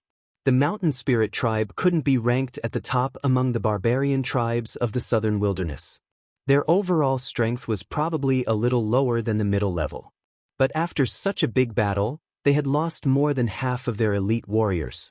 It was a big blow to the mountain spirit tribe's strength. If they didn't have any more opportunities or powerful talents, they would inevitably fall into the ranks of the weak tribes. Different from the gloomy outlook of the defeated, the victors were full of excitement and joy. The armies of the few tribes chased after the mountain spirits for a long distance. The mountain spirits paid the price of more blood and human lives. After dying a bloody path, the armies of the few tribes returned triumphantly. Lu Chen, who was standing on the sand dune, wanted to leave before the fire god's staff quietened down. However, he soon discovered that he had been surrounded by the barbarian leaders and a portion of their subordinates. Lu Chen sighed and looked into the distance. He saw that the warriors in the distance were cleaning up the battlefield. There seemed to be two important things. The first was to check whether the fallen warriors were still alive. If they were comrades, they would help them back for treatment. If they were enemies of the mountain spirit tribe, they would smash their heads and stomp on their chests so that they would die a more thorough death. For a time, the battlefield was once again filled with blood-curdling screams, accompanied by the maniacal laughter of the victorious barbarian warriors, turning the battlefield into a bloody scene. Other than that, they were probably looting. The so-called belongings were actually the belongings of the dead, such as weapons, accessories, and even clothes. Many warriors of the mountain spirit tribe were stripped naked after they died, and fell to the ground in shame and dignity. What was even more surprising was that the barbarian warriors of the other tribes, who had fought together in the bloody battle, were not only looting the dead warriors of the mountain spirit tribe, but also looting the dead warriors of the other tribes, as if they had gone mad from poverty. But in this way, disputes immediately arose. Everyone wanted to rob others, but their dead brothers absolutely could not be humiliated like this. So, there was an immediate uproar on the battlefield. For a moment, many people pulled out their weapons, and the atmosphere became somewhat tense. This had alarmed the few barbarian leaders who had come to the sand dune. Fortunately, these barbarian leaders still had some brains. They turned around and ran back, kicking, cursing, and yelling. Finally, they managed to restrain their subordinates. They separated most of the barbarian warriors and slowly returned to their own camps.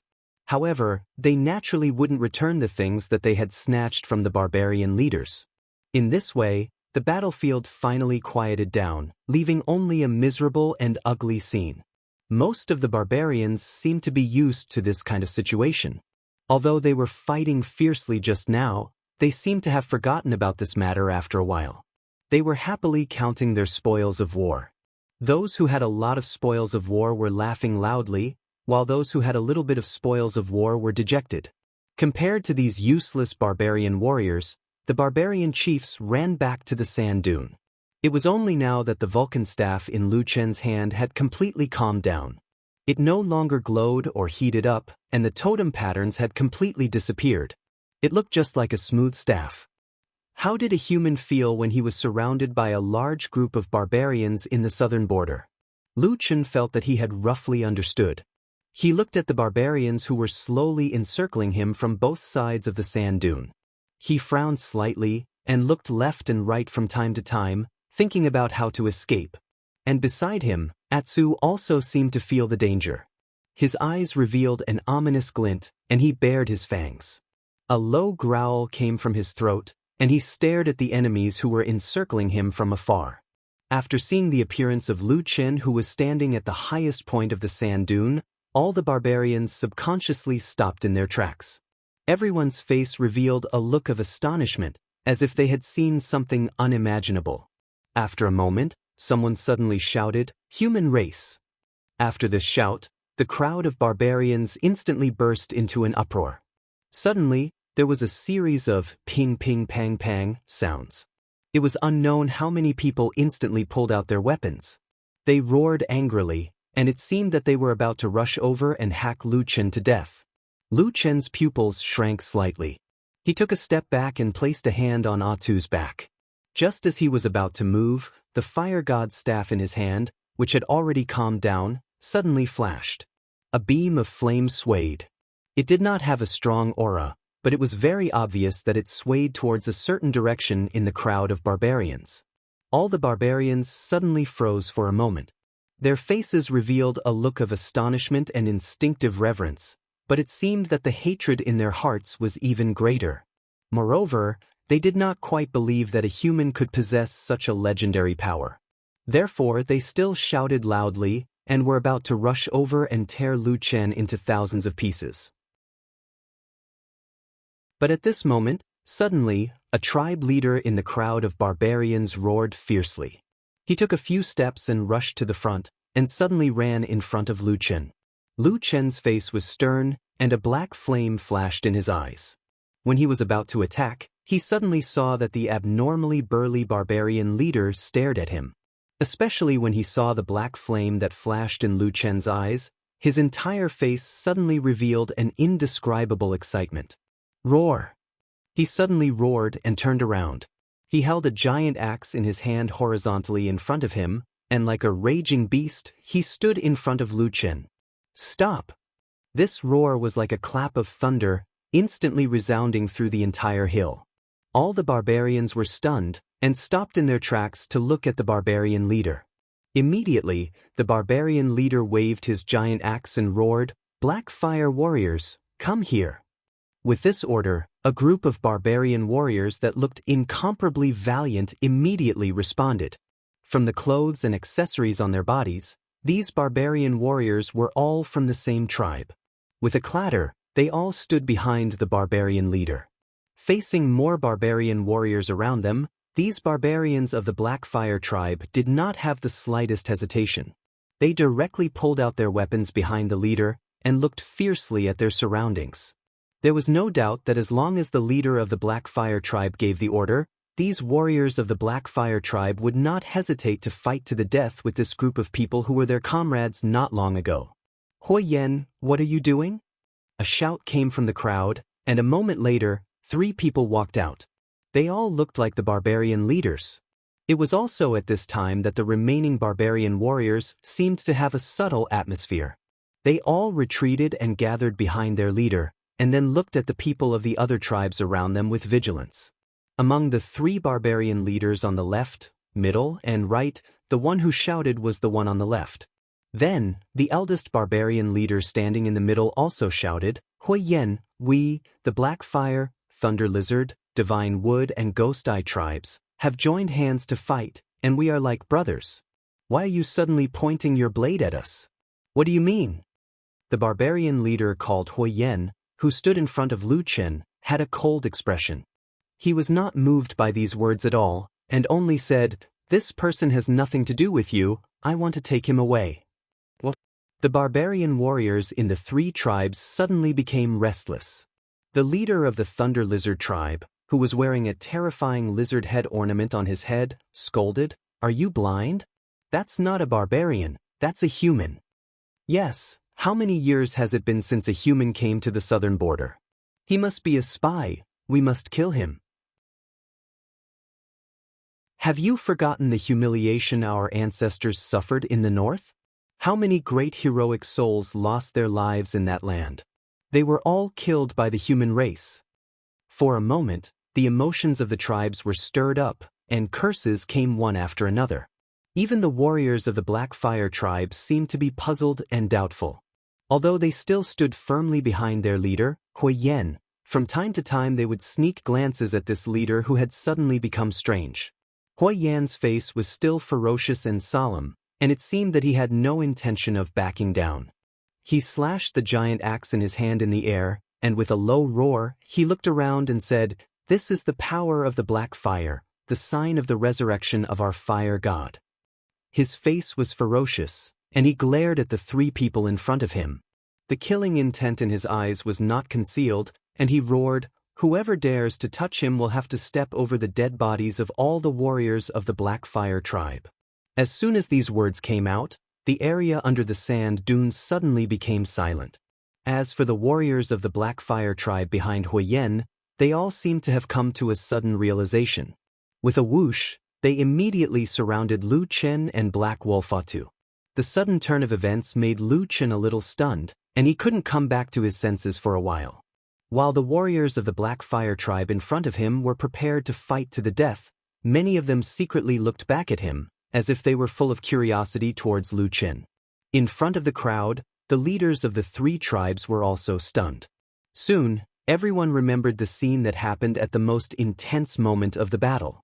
The rising flame power had obviously defeated the mountain spirit priest's earth's spiritual power, killed the priest, and destroyed the terrifying stone puppet. This was the key to turning the tide of the battle.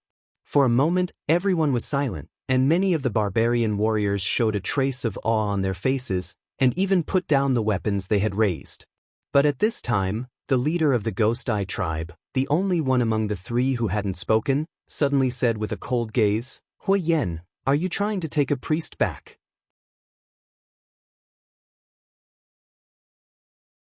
Chapter 289.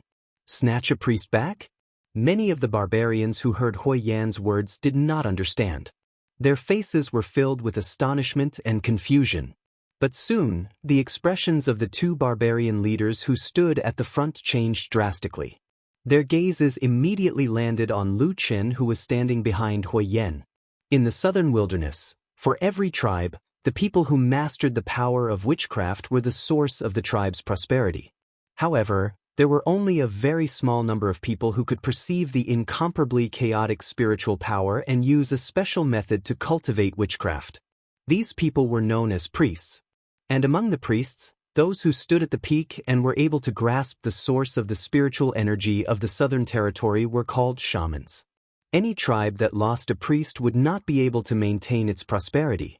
This was not only because of the weakening of the tribe's power, but also because the priest was often the wisest person in the tribe. For many years, shamans and priests had always guided the barbarian tribes of the southern wilderness. The barbarians believed in and worshipped witchcraft, and revered shamans and priests. Without the guidance of the priest, the tribe would eventually weaken, and they would fall into a predicament in the vast and harsh wilderness. Without the guidance of the priest's witchcraft and wisdom, the only thing they could rely on was the flesh and courage of the warriors in the tribe. However, these things were extremely fragile in the face of great power.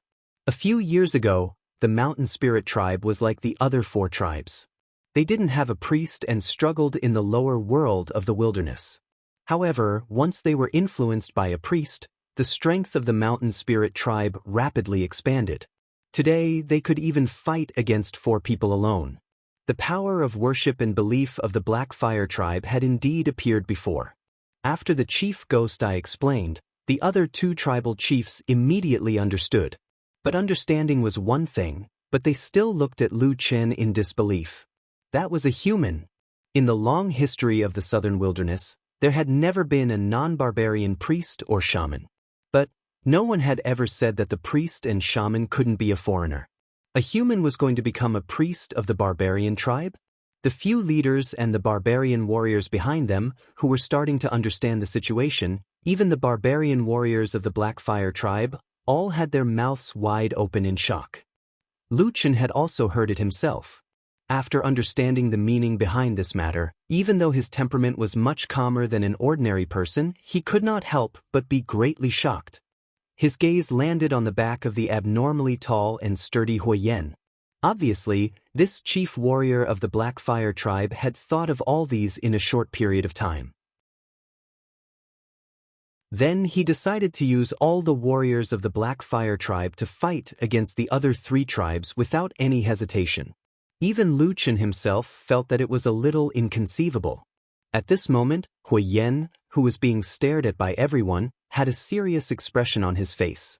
However, his expression was firm and he had no intention of backing down.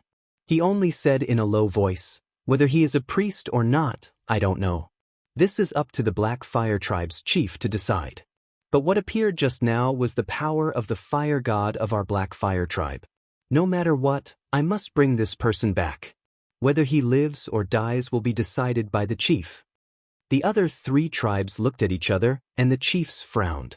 At the same time, the barbarian warriors seemed to have unknowingly spread out, gradually surrounding the Black Fire tribe. Huiyan's expression became even colder. He stared at the 3 chiefs and shouted, "Do you really want to fight to the death with the Black Fire tribe?" The 3 barbarian chiefs also looked hesitant. They looked at each other, then walked together and began to discuss in low voices.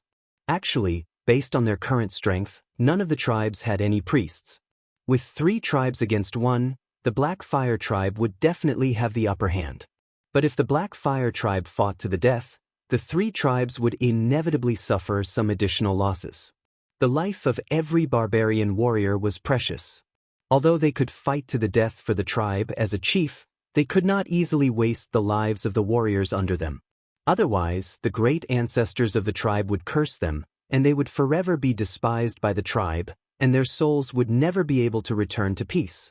While the other 3 tribes were discussing, the atmosphere between the barbarian warriors suddenly became even more tense. Although Huiyan's attitude seemed to be abnormally firm, in fact, his forehead and back were faintly covered in cold sweat. He only felt that his heart was abnormally heavy, as if there was a huge stone pressing down on it. Although the warriors of the Black Fire tribe would not question his decision, he himself had to think more. Was it really worth it for such a human? Cough, cough, cough. Just when the atmosphere was a little stiff, Huiyan suddenly heard a light cough coming from behind him. The sound sounded a little strange. Huiyan was startled for a moment. He turned around and saw that it was Lu Chen looking at him and giving him a look. Huiyan was silent for a moment, then quietly took 2 steps back and came to Lu Chen's side. His body was considered tall and burly among the barbarian warriors. At this moment, when Lu Chen stood beside him, he looked like a child who had just grown up. Huiyan lowered his voice, his expression slightly strange and complicated. He said in a low voice, "What do you want?" Lu Chen glanced at him and said, "Tell them that as long as they let us go, they will hand over all the treasures that you have plundered." Huiyan's expression suddenly changed, and a murderous aura instantly leaked out. He could not help but take a step towards Lu Chen. Some of the warriors of the Black Fire tribe who were closer also suddenly became furious. In an instant, several weapons were pointed at Lu Chen. It seemed that there was no need for the 3 tribes to do anything. Just based on what he said just now, the people of the Black Fire tribe couldn't wait to get rid of this fraud who might have the power of their tribe's fire god. Towards the murderous aura around him, Lu Chen did not seem to feel it. His eyes only stared at Huiyen. After a moment, he said coldly, "You want the power of the priest, so you don't believe my words?" Huiyen angrily growled, "These things were exchanged with the lives of my warriors. Why should I hand them over?" "You value this very much?" "Of course." "Do the 3 tribes value it?" "Of course." "Then you throw all these things to their warriors. If one tribe has more, another tribe has less, and one tribe doesn't give anything at all, what do you think the consequences will be?" Huiyen was just about to angrily speak, but suddenly his body fiercely shook. Immediately after, his eyes slowly widened. Looking at Lu Chen, a trace of shock and a complicated expression appeared in his eyes. That look, it was as if he had suddenly seen a ghost. Lu Chen sighed and softly said to Huiyen, "Do you know what the priest's power is other than witchcraft?" Huiyen was stunned for a moment, then suddenly turned around. His entire face seemed to be on fire, burning brightly. After letting out a low roar, he shouted to the surrounding warriors, "Hand over all the things that you have just plundered."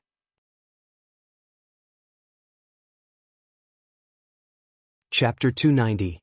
Ordering the Blackfire tribe's barbarian warriors to hand over their loot was like seeing a starving dog and ordering it to spit out the bones it had painstakingly snatched. Most of the barbarian warriors in the surroundings didn't move after hearing the shout of their leader. They all widened their eyes and looked at Huiyen as if they were looking at a madman. At the same time, some of the Blackfire tribe's warriors looked at Huiyen with hostility, but not at Huiyen, who had gone through life and death with them. Instead, they looked at Lu Chen, the instigator of all this. They clenched their weapons tightly, looking as if they wanted to hack him to death. The barbarians were strong and fierce, and most of the warriors were simple-minded. Therefore, even when facing Huiyen, they would show a bit of dissatisfaction. But no matter what, Huiyen was still the chief. Seeing the expressions of the people around him, he also became angry. However, there was no such thing as tactful persuasion among the barbarians, so he directly chose the most common and most direct method. "Go to hell!" The tall and fierce barbarian cursed loudly. He kicked a barbarian warrior who was standing closest to him. Then he took a step forward and used his huge palms to smash anyone he saw. If he didn't like them, he would kick them. Along the way, the barbarians were thrown off their feet. The barbarians roared and roared continuously. The other barbarians who didn't know what was going on were stunned and looked at each other in dismay. Under the pressure of Huiyen, all the Blackfire tribe's warriors seemed to have become listless. With sullen faces, they obediently handed over the loot they had just obtained. In the blink of an eye, there was a huge pile of loot on the ground. Lu Chen looked at this scene from the side. He had a whole new level of respect for Huiyen. He could tell that this person should be a person of great prestige in the Blackfire tribe. So many fierce warriors actually didn't dare to make a sound in front of him. Not long after, almost all the loot from the Blackfire tribe was piled up on the ground. Huiyen's expression didn't look too good. No matter what, these bones were his own. He didn't feel good about throwing them away. Normally, he wouldn't do this even if he was beaten to death. But at this moment, things were different. As the leader of the tribe, his vision was much better than those subordinates who only knew how to fight, rob, and roar. This mysterious human possessed the power of black flames. In that instant, Huiyen felt as if he had been blessed by his ancestors. He firmly believed that he had not done anything wrong. "These things are for you. We have helped you in this battle for nothing. Let us go." Huiyen stood in front of the pile of spoils of war. His expression was steely, and he seemed to be gnashing his teeth as he spoke. The 3 leaders on the opposite side were shocked. The other barbarian warriors in the surroundings also became restless. Their eyes were filled with greed. The southern wilderness was barren and harsh. It was a good thing to have something in one's hands, even if it was snatched from the hands of the dead. The 3 leaders didn't expect the Blackfire tribe to make such a big concession. It should be known that in all the tribal wars in the wilderness, the most important thing was to divide the spoils of war. Everyone fought and bled just to get more food, weapons, and other useful things. Perhaps the top few powerful tribes didn't care about these small things because they occupied the best resources in the wilderness and had the support of the terrifying shamans. But at least for the middle and lower level tribes, the things that the Blackfire tribe threw out were the fundamental reason for them to start the war. Almost everyone was tempted. The only one who was still somewhat clear-headed was the leader of the Ghost Eye tribe. But before he could object, Hui Yen had already started to divide the spoils. He grabbed and threw the spoils of war directly into the crowd on the opposite side. Immediately, a large group of barbarian warriors started to fight for them. However, he didn't know if it was intentional or not, but most of the items he threw landed on the Thunder Lizard tribe, and a small portion landed on the Divine Wood tribe. As for the Ghost Eye tribe, they didn't even have a single item.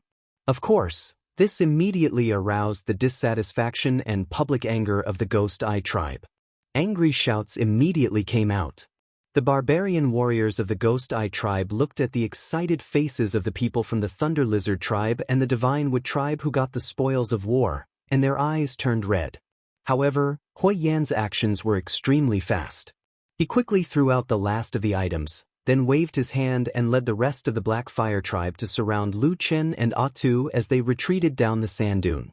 At the same time, Hui Yan walked at the back, his eyes shining as he stared at those people as they slowly retreated. There was a commotion among the three tribes on the sand dune. The leader of the Ghost Eye tribe cursed and was the first to rush out. But after a few steps, he suddenly stopped and looked back.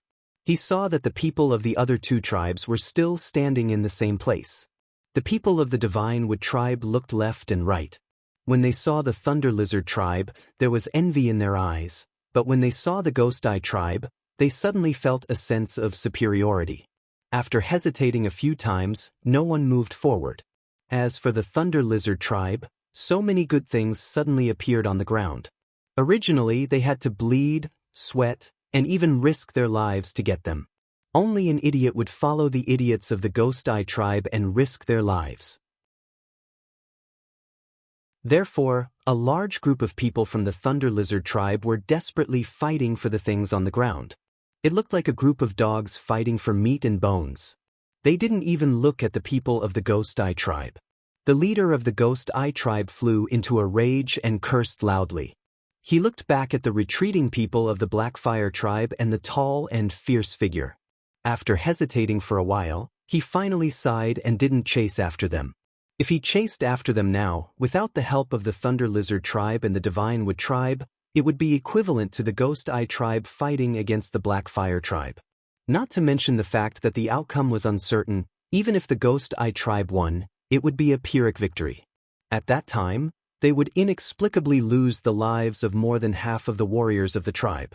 If they couldn't destroy the Blackfire tribe, they would definitely have a blood feud with them. Most importantly, the Blackfire tribe had already King thrown out most of the things they had seized. Even if the Ghost Eye tribe won this battle, they wouldn't get many benefits. How could they fight this battle? No matter how they looked at it, they were at a disadvantage. There were many barbarians in the southern wilderness who risked their lives for revenge. But if the leader of a tribe was like that, his tribe would have been destroyed long ago. The leader of the Ghost Eye tribe hadn't encountered such a depressing situation for a long time.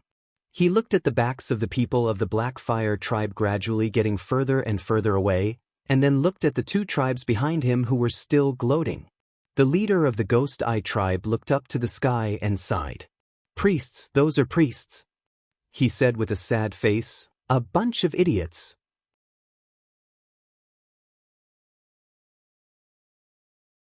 Chapter 291. After safely leaving the sand dune and the battlefield, the warriors of the Blackfire tribe led Lu Chen and Atsu into the depths of the wilderness. Along the way, the atmosphere of the entire team was very stiff. Every time, there would be malicious gazes directed at Lu Chen, as if they wanted to devour this weak human. Lu Chen was relatively calm about this. Perhaps he was just hiding his true thoughts in his heart. However, Atu's reaction was much more direct. He was very sensitive to the hostile gazes around him. Every time someone looked at him, he would grit his teeth and stare back angrily. He looked like he was about to devour someone. Strangely, despite Atsu's ferocious demeanor, the barbarian warriors were not angry at all. They looked at Lu Chen with disgust, but when they saw Atsu, their expressions changed. Most of them were actually appreciative. Some even pointed at Atsu and nodded, praising the ferocity of this black wolf. It could be considered as the best demon beast in the wilderness. It was a pity that the heavens were blind, and such a good beast had been taken in by a piece of trash. While saying such contemptuous words and glancing at the disdainful gazes, everyone revealed a look of regret and pain. This caused Lu Chen to be speechless as he quietly observed the situation around him, and at the same time secretly pondering how to escape. After walking for about 2 hours, the Black Fire Tribe's team rested in a boxwood forest unique to the wilderness. This type of boxwood had a very strange appearance. At first glance, it looked very haggard, and the branches were also bare. At most, there were a few yellow leaves, and it looked like it was about to wither. But in fact, this kind of tree could survive in this desolate wilderness for thousands of years with this pitiful appearance. During this break, Hui Yen and Lu Chen had a conversation. Hui Yen asked about Lu Chen's background, and Lu Chen asked about where they were taking him. Hui Yen was probably not used to conversing with Lu Chen in such a polite manner, especially since Lu Chen did not answer him honestly. Instead, he asked many questions in return. There were a few times when Lu Chen clearly felt that the burly and fierce barbarian had the urge to go berserk, roar, and punch and kick to increase his power. Judging from the way the surrounding barbarian warriors quietly retreated, Lu Chen's feelings seemed to be right. But for some unknown reason, Hui Yen, this seemingly violent and ferocious barbarian, actually managed to suppress his violent temper in this first formal conversation with Lu Chen. Not only did he not touch a single hair on Lu Chen's head, he even answered all of Lu Chen's questions. From this, Lu Chen learned that the Black Fire Tribe was indeed a great tribe with a glorious history. In the vast wasteland of the southern border, among the countless barbarian tribes, only 7 of the strongest tribes had ever produced a supreme expert like the shaman.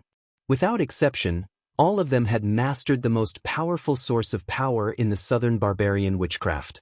And the Black Fire Tribe was one of them. The shaman that once appeared in the Black Fire Tribe was respectfully called the Fire Shaman. When Lu Chen heard the words, Fire Shaman, his heart was filled with an indescribable feeling of absurdity. It was as if he suddenly saw fate smiling evilly at him. However, his many years as a shadow allowed him to hide this strange and indescribable feeling in his heart, not revealing it. And when Hui Yin asked him about his origins, Lu Chen did not hesitate too much. He very naturally and smoothly told the barbarian leader that he was adventuring in the disorienting lands a few days ago, and accidentally found a dilapidated village in the depths of the disorienting lands. Of course, there was a barbarian village inside, and he coincidentally obtained the Vulcan's staff at that time. When Lu Chen said this, he also recalled the layout of the village to Hui Yen, as well as some of the totems and patterns that he remembered being drawn all over the village. When he heard this, Hui Yen was so excited that he could not help but stand up. Not only him, but the surrounding warriors also gathered around, their faces filled with disbelief. Some of them were so excited that their bodies were trembling slightly. Unfortunately, Lu Chen did not give these barbarian warriors too much hope. He very definitely told them that everyone in the village had died. And in a moment of compassion, he took care of and fed the dying old shaman a few mouthfuls of water. The old shaman gave him half a wooden staff and said that it was called the Vulcan's staff. He asked him to bring it back to the southern wilderness and return it to the Vulcan. Halfway through his speech, Hui Yen and the surrounding barbarian warriors of the Black Fire Tribe were so excited that they could not control themselves. The original suspicion on their faces had disappeared in an instant. When they heard Lu Chen's words, especially when they heard that the old shaman still struggled to urge Lu Chen to bring the Vulcan's staff back to the wilderness, the warriors of the Black Fire Tribe all burst into tears. Some growled, some roared, some wailed, and some even pounded their chests, kneeled on the ground, banging their heads on the ground.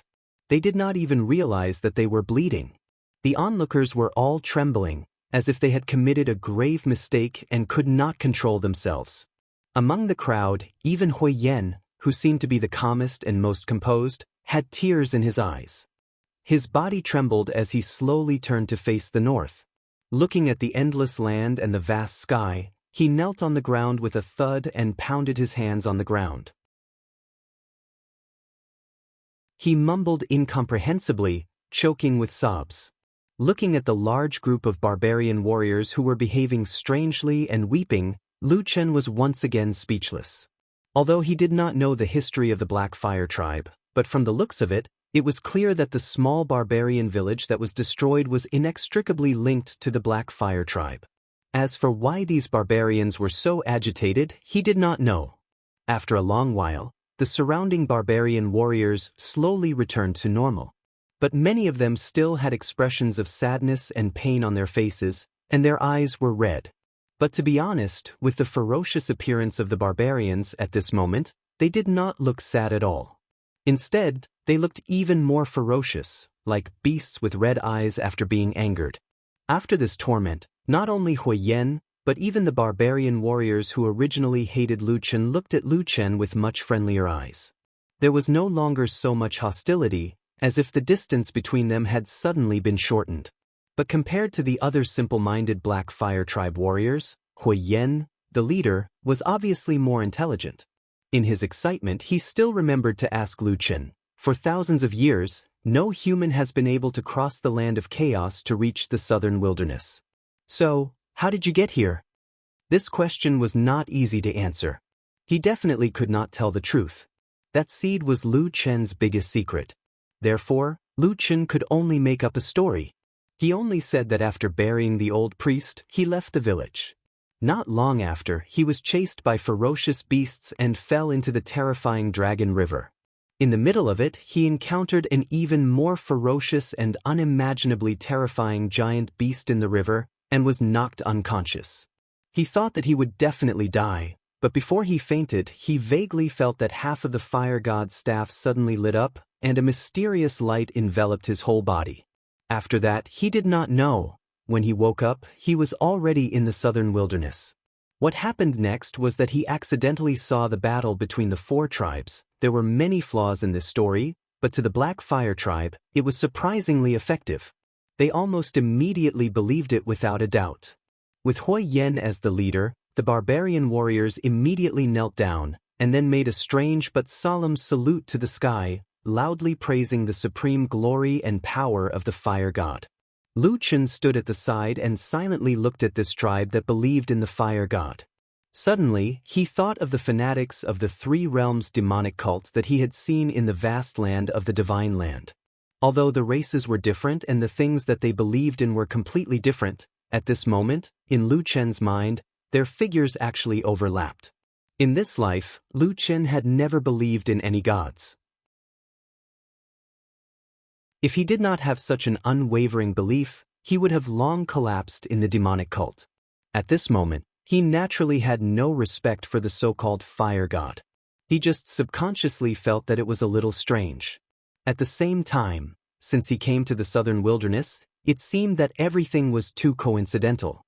After getting the fire god's staff, he encountered a tribe that had the inheritance of the Black Fire tribe. If it were not for his strong will, if it were someone else, they might really suspect that all this was arranged by that god. For the rest of the journey, many warriors of the Black Fire tribe were much more polite to Lu Chen. They no longer looked at him with hostility. Instead, they often looked at him with reverence. Lu Chen knew why, because he often saw the barbarian warriors looking at the fire god's staff in his hand with the same kind of gaze. That should be the artifact that belonged to the fire god, right? Hui Yan once asked him to check the fire god's staff, and Lu Chen gave it to him. Hui Yan took it carefully, and after rubbing it repeatedly, it could be seen that he wanted to use his own power to activate the fire god's staff, so that it would show the powerful Black Fire god's miracle. But unfortunately, the fire god seemed to ignore him, and the fire god's staff did not respond.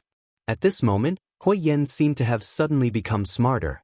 He actually shamelessly called all the warriors of the Black Fire tribe together and tried it out one by one.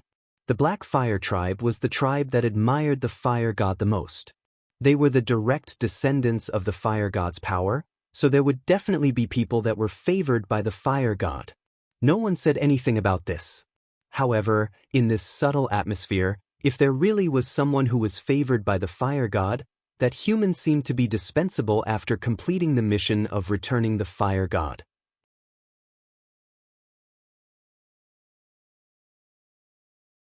Chapter 292. Gods were aloof, temperamental, unpredictable, mysterious, and ethereal. For so many years, gods that almost no one had ever seen were said to have the greatest requirement for their worshippers to be obedient. As long as they were obedient, there was no need to guess the actions of the gods. Because you would never guess. For example, the fire god was an ancient god that only the Black Fire tribe worshipped. All of his worshippers were in this tribe, while the human race was thousands of miles away. But at this critical moment, the fire god seemed to have abandoned his most loyal worshippers. The fire god's staff did not react to any of the barbarian warriors of the fire god tribe, even if they used all kinds of methods, including the methods passed down from ancient times. The warriors of the Black Fire tribe were all gritting their teeth and sweating profusely, but in the end, they did not succeed. Wuxia stood at the side and looked at this scene coldly. For a moment he was puzzled. In his hand, the fire god's staff would only react when he used the power of the Black Fire. This was probably because the two came from the same source. However, that was the extent of his understanding of the fire god's staff. Looking at the sorry state of the Black Fire tribe warriors, he started to have more doubts about the fire god. A god didn't believe in his own believers and people, and instead favored an unrelated person? This matter really didn't make sense no matter how he explained it. After a while, Huiyan walked over awkwardly and returned the fire god's staff to Wuxia. Wuxia thought for a moment, but did not take it. Instead, he said to him, "You should be able to tell that I am not a priest." Huiyan was startled, and his face turned serious. He said in a low voice, "Why?" Wuxia pointed at the fire god's staff and said, "If this fire god's staff is a treasure of your tribe, then you can take it back. There is no need to give it to me." Huiyan didn't expect Wuxia to say this and was momentarily stunned. He heard Wuxia continue, "I've already told you what happened before. Although I don't know why the fire god you mentioned chose me, since I've returned the fire god's staff to you, I think I've completed my mission." He looked at Huiyan and calmly said, "Take this treasure back. I don't want it. Then I'll leave this place myself. What do you think?" Huiyan's expression changed. Some of the barbarian warriors nearby who heard their conversation were also stunned. However, after pondering silently for a moment, Huiyan looked around at the barbarian warriors and shook his head. He stuffed the fire god's staff into Wuxia's hands and said, "This won't do. Since the fire god has chosen you, he must have his reasons." As he spoke, he turned to the surrounding Black Fire warriors and said loudly, "I've thought about it. The reason why we were unable to reignite the fire god's staff is because we committed a huge mistake in the past. The fire god still wants to punish us." "Who?" There was a commotion among the warriors, but when Wuxia looked over, many of them had a look of sudden understanding and nodded their heads, as if they had been woken up by Huiyan's words. Then, when they looked at Wuxia's side again, their faces were filled with respect. It really seemed like they were looking at a priest. Wuxia felt somewhat helpless. Just as he was about to say something, Huiyan had already turned around and pulled Wuxia back without batting an eyelid. Wuxia understood and followed him to a secluded area where there were fewer people. Huiyan said in a low voice, "Wuxia, I don't care about your background or identity. But you can clearly see the current situation. Since you're here, follow me back to the tribe. At the very least, you have to meet our tribe leader. When that time comes, we'll listen to the tribe leader's decision." "Tribe leader?" Wuxia frowned. Huiyan nodded his head in response. Then, he slowed down and said in a low voice, "You're after all a human, not a barbarian. In this southern wilderness, only our Black Fire tribe has no enmity towards you and can protect you a little. If you leave, once people from other tribes see you, there will immediately be a bloodbath. Unless you leave the wilderness, otherwise there will be no end." He looked at Wuxia and said, "Even if you have some ability, but if this goes on, there will be a day when you can't hold on." Wuxia was silent. but in his heart he had to admit that this seemingly rough and fierce barbarian's words were indeed very reasonable. The way back was blocked by the Great Snow Mountain and the abyss of primal chaos. The great river of the Dragon River was even more dangerous. With his current ability, it was impossible for him to cross it. Not to mention that apart from the strange black fire in his body, his original Dao techniques and divine arts were almost completely crippled due to the chaos of the 5 elemental spiritual energies. Therefore, after thinking for a long time, Lu Chen sighed and nodded, "All right." The Black Fire Tribe's location was not too far from them. They arrived at the tribe's location in the evening. Under the dim night sky, Lu Chen saw from afar that the Black Fire Tribe's camp was actually built on flat ground without any cover. There were some stones piled up around it as a wall, which could barely be considered as a defense. But looking at the height of the stone wall, it was estimated that it could only defend against some small beasts passing by in the wilderness. If there were really enemies, it would be useless. They could only rely on the tribe's warriors to fight with their flesh and blood. It was probably because of this that the elite warriors of the Black Fire Tribe didn't dare to leave their tribe too far. The battlefield couldn't be more than a day's journey away from their tribe. They were afraid that if something happened to the tribe, it would be too late for them to rush back. Probably hearing the movements of the Black Fire Tribe's warriors returning, there was a sudden commotion in the originally quiet Black Fire Tribe. Then, many barbarians ran out and welcomed them. Suddenly, there were cheers and shouts at the entrance of the camp. Many women and children who stayed behind to guard the camp finally saw the people they wanted to see after being on tenterhooks for a long time. For a moment, there were all kinds of hugs and laughter, showing that even the fierce and barbaric barbarians had a human side. In this process, Lu Chen suddenly realized something that he had neglected before. Everyone was smiling. Until he walked into the camp, he did not see anyone crying or wailing in sorrow. At most, there were people who were injured and were asked about their well-being. This meant that in that fierce battle, the warriors of the Black Fire Tribe seemed to have not suffered any losses and actually managed to escape unscathed. For a moment, Lu Chen could not help but look at the tribal warriors in a new light. At that time, he hid on the hill and watched the battle below. The tragic scene was still fresh in his memory. Now, it seemed that although the Black Fire Tribe seemed to be in a difficult and unfavorable situation, to be able to struggle and survive in such a harsh wasteland, they had their own unique qualities. While Lu Chen was secretly observing these barbarians, the people of the Black Fire Tribe also began to notice that there was suddenly a stranger with a strange appearance among the returning troops. His appearance was very different from that of a barbarian. Very soon, someone thought of the legendary human race of the North, and immediately, someone cried out in surprise. This cry alarmed even more people. In a moment, many barbarians of the Black Fire Tribe surrounded him. Most of them were women and children. The women were very cautious and kept a distance from Lu Chen, but the barbarian children were unscrupulous. Many of them came closer to look at Lu Chen, shouting excitedly. Some of the bolder ones even stretched out their legs to kick him. It seemed that the education of the Black Fire Tribe was very bad for the human race. There were even some who pulled out palm-sized knives and stabbed at him while screaming.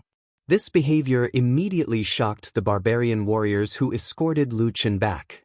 Although Lu Chen was a human, the fire god liked him. In an instant, more than a dozen barbarian warriors surrounded them, scolding and scolding, chasing away those reckless brats. Among them, the most conspicuous one was Hui Yan's tall and sturdy body.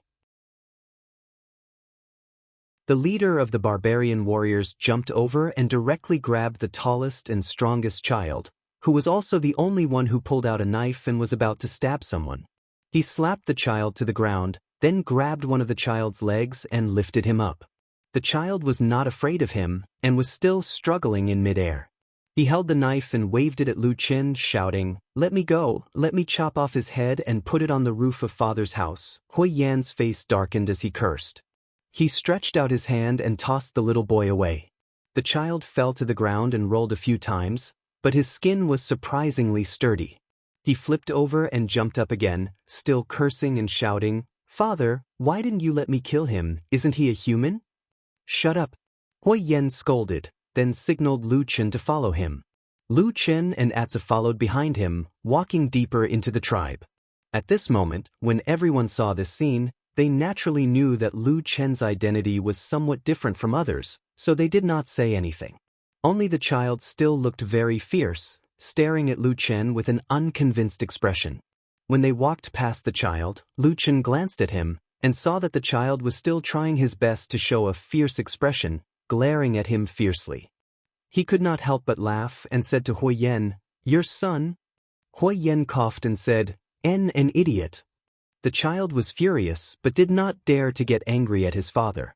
Instead, he pointed at Lu Chen and shouted, "I'm not an idiot, let me fight him one-on-one. Watch me chop off his head and put it on father's. Shut up." Hui Yan's nose was almost crooked from anger, and he said angrily, "The others are all fine, only you keep shouting, 'What are you doing?'" At this moment, they came to the front of a large stone house, and a slightly hunched figure walked out from the dark house. The child immediately seemed to have met his savior, jumping over and grabbing that person's hand, shouting, "Grandpa, Grandpa, look at father, he won't let me kill this hateful human."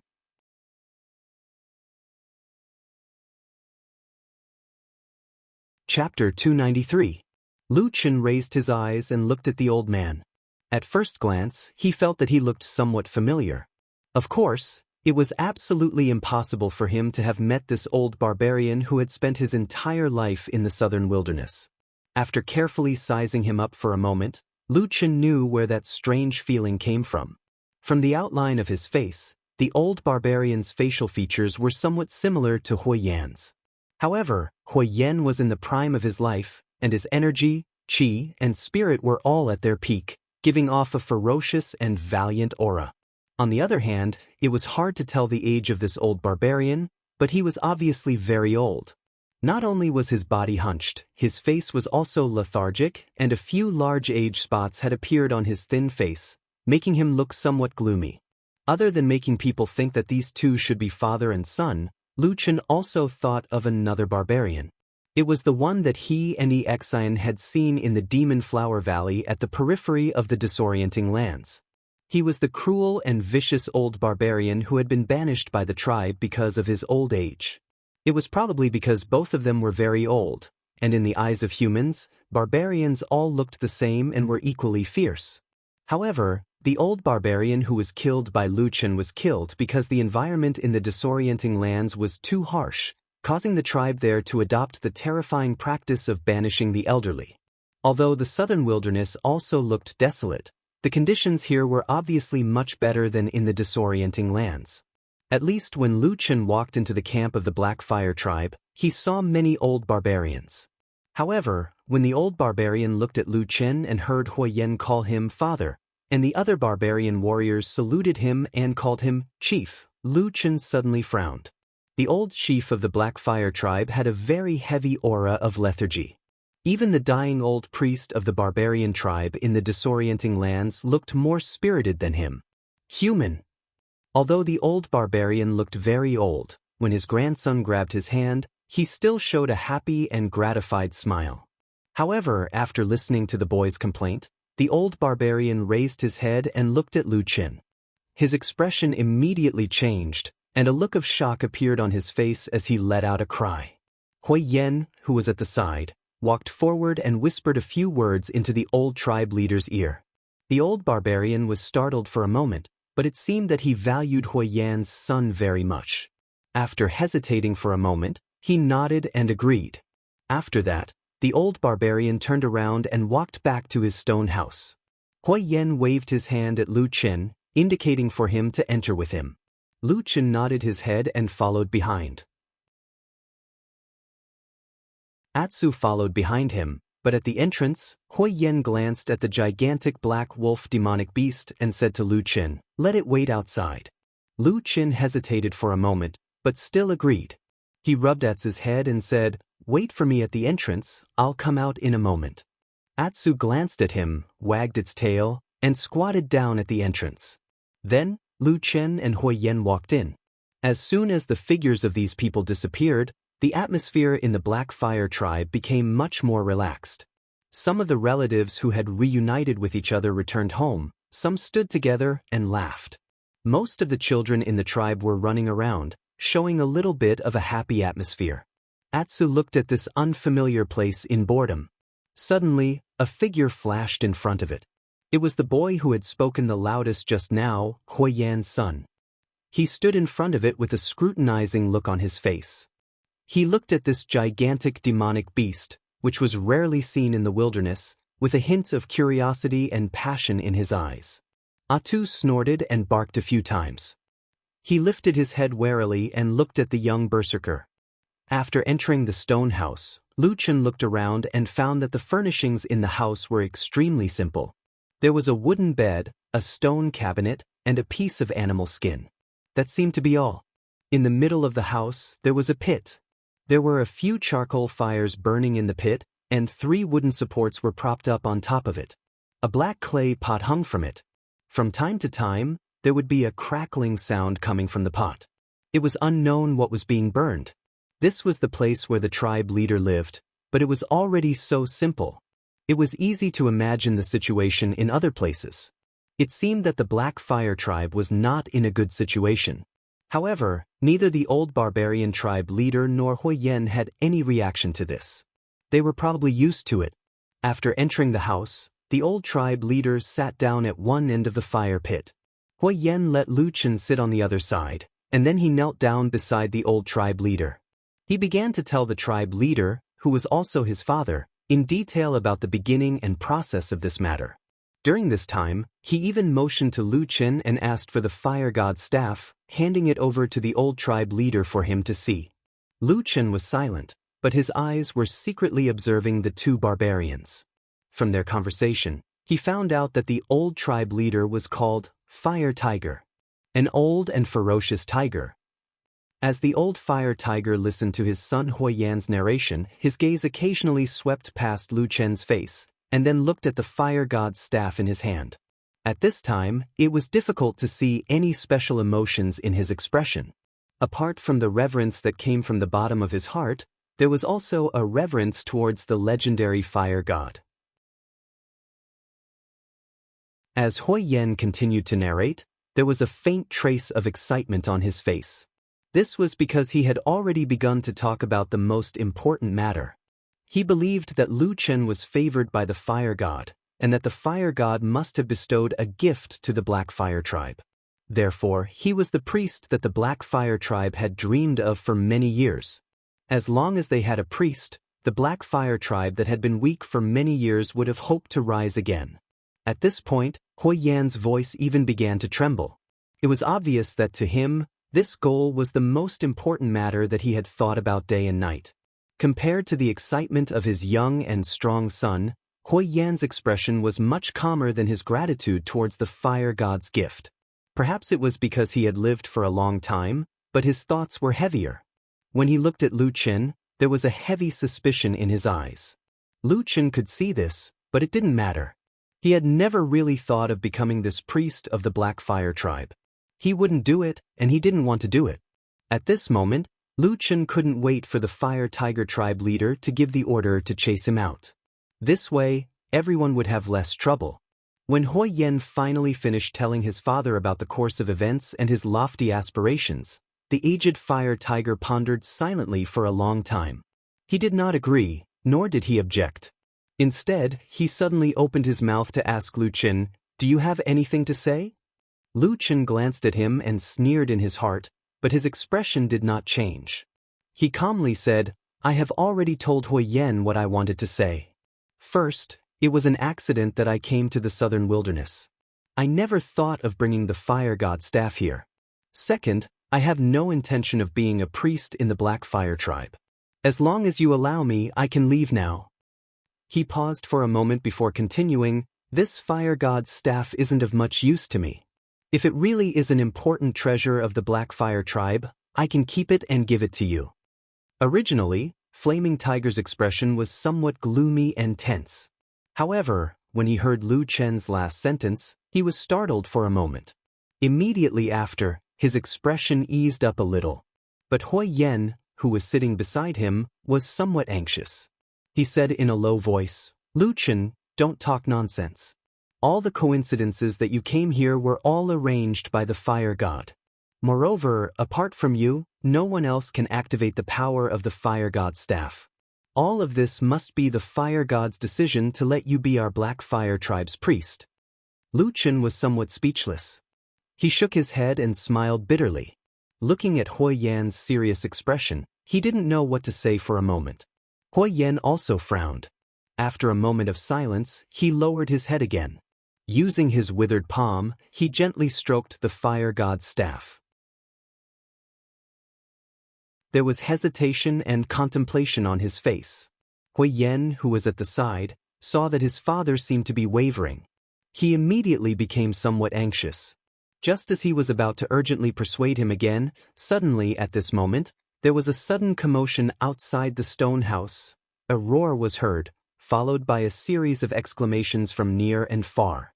There was also a somewhat shrill scream mixed together. The three people in the stone house were all startled. Each of them had heard a familiar voice. The shrill scream belonged to Hui Yan's son, and the low and angry roar belonged to Atsu. As for the other cries of alarm, they belonged to the surrounding barbarians of the Black Fire tribe. Hui Yan and Lu Chen immediately stood up from the ground. After looking at each other, they immediately strode outside. While Hui Yan was also shocked, he followed them out of the house. Once outside, a horrifying scene appeared in front of everyone's eyes. Not far from the stone house, a huge black wolf was roaring and pouncing on the barbarian youth. At this moment, two of Atsu's huge front claws were pressed on the youth's shoulders. A terrifying bloody mouth with incomparably sharp, blade-like fangs had already stretched out towards the youth's throat. The youth was already so scared that his face had turned pale. His whole body was trembling slightly, but he seemed to still have some of the innate valiance of the barbarians. Surprisingly, he did not cry. Instead, he clenched his teeth and struggled with all his might. But under the suppression of this huge monster, it was completely useless. The surrounding barbarians turned pale with fright. Many warriors immediately pulled out their weapons, but they did not dare to approach. They were afraid that if they were not careful, they would accidentally anger this monster. The consequences would be unimaginable. Lu Chen's face slightly darkened, but he still rushed over and shouted, "Atsu, don't be reckless." Atsu turned its head and saw that it was Lu Chen. Its eyes slightly softened, but it still growled in a low voice. It seemed to be very angry. Hui Yan stood behind Lu Chen. His face was a little anxious, but he did not dare to act rashly. He could only watch as Lu Chen held Atsu's head and slowly comforted it. When Atsu calmed down, Hui Yan's face regained some calmness. He said in a low voice, "Let go of the child first."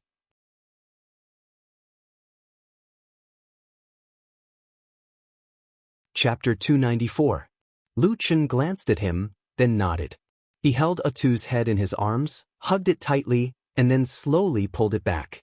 Atsu let out a low growl, seemingly unwilling, but seeing that Lu Chen's expression was especially resolute, it hesitated for a moment, then finally followed Lu Chen's lead and slowly retreated.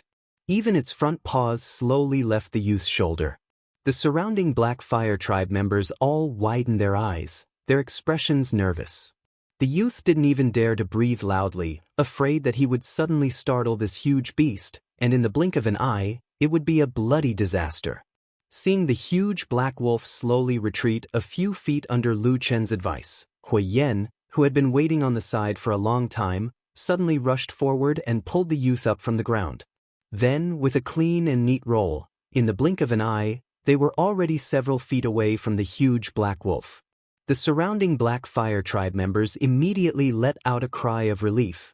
Then, 7 or 8 warriors immediately held their swords and stood between the two sides, fiercely looking at Lu Chen and Atsu. Lu Chen frowned, but didn't say anything. On the other side, Hui Yan pulled the youth up, and the chief Hua who also came over. The two looked at the boy with concern, and asked in unison, "Huing, are you all right?" The barbarian youth called Huing suddenly jumped up from the ground.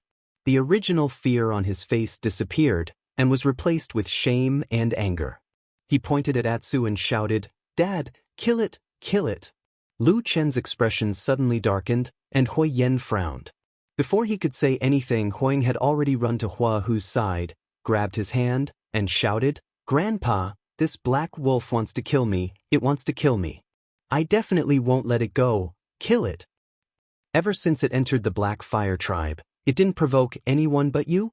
The one who spoke was Lu Chen. His eyes were cold as he asked. Hui Yen frowned. He turned around to look at his son and asked, "What happened when we entered the house?" The fire hawk froze for a moment, then shook its head with a resolute expression, shouting, "I just saw that this black wolf looks pretty good, and I somewhat like it. I wanted to take it as a mount, but I didn't do anything else. Who knew that this beast would be so ferocious and almost killed me? If it wanted to kill you, you would be a dead man by now," Lu Chen said coldly. The fire hawk was speechless for a moment, and then he flew into a rage. He pointed at Lu Chen and roared, "You lowly human, how dare you speak to me like this? Kill him, kill him." As he spoke, he shouted at the barbarian warriors around him, as if he was used to ordering others around. The strong barbarian warriors standing at the side looked at each other. Most of them didn't move, but secretly glanced at Hui Yen and Hua Hu. Only one or two tall and simple-minded men let out a roar, drew their blades, and ran out. "Stop!" A shout came from Hui Yen, stopping the two. Then, he looked to the side with a dark face, at the other people of the Black Fire tribe, and said loudly, "Did you all see what happened just now? Was it just like what the Fire Hawk said?" The barbarians of the Black Fire tribe that he looked at, whether they were the warriors, the old, the weak, the women, or the children, none of them responded. Some of them even looked a little embarrassed. Hui Yan's face darkened even more.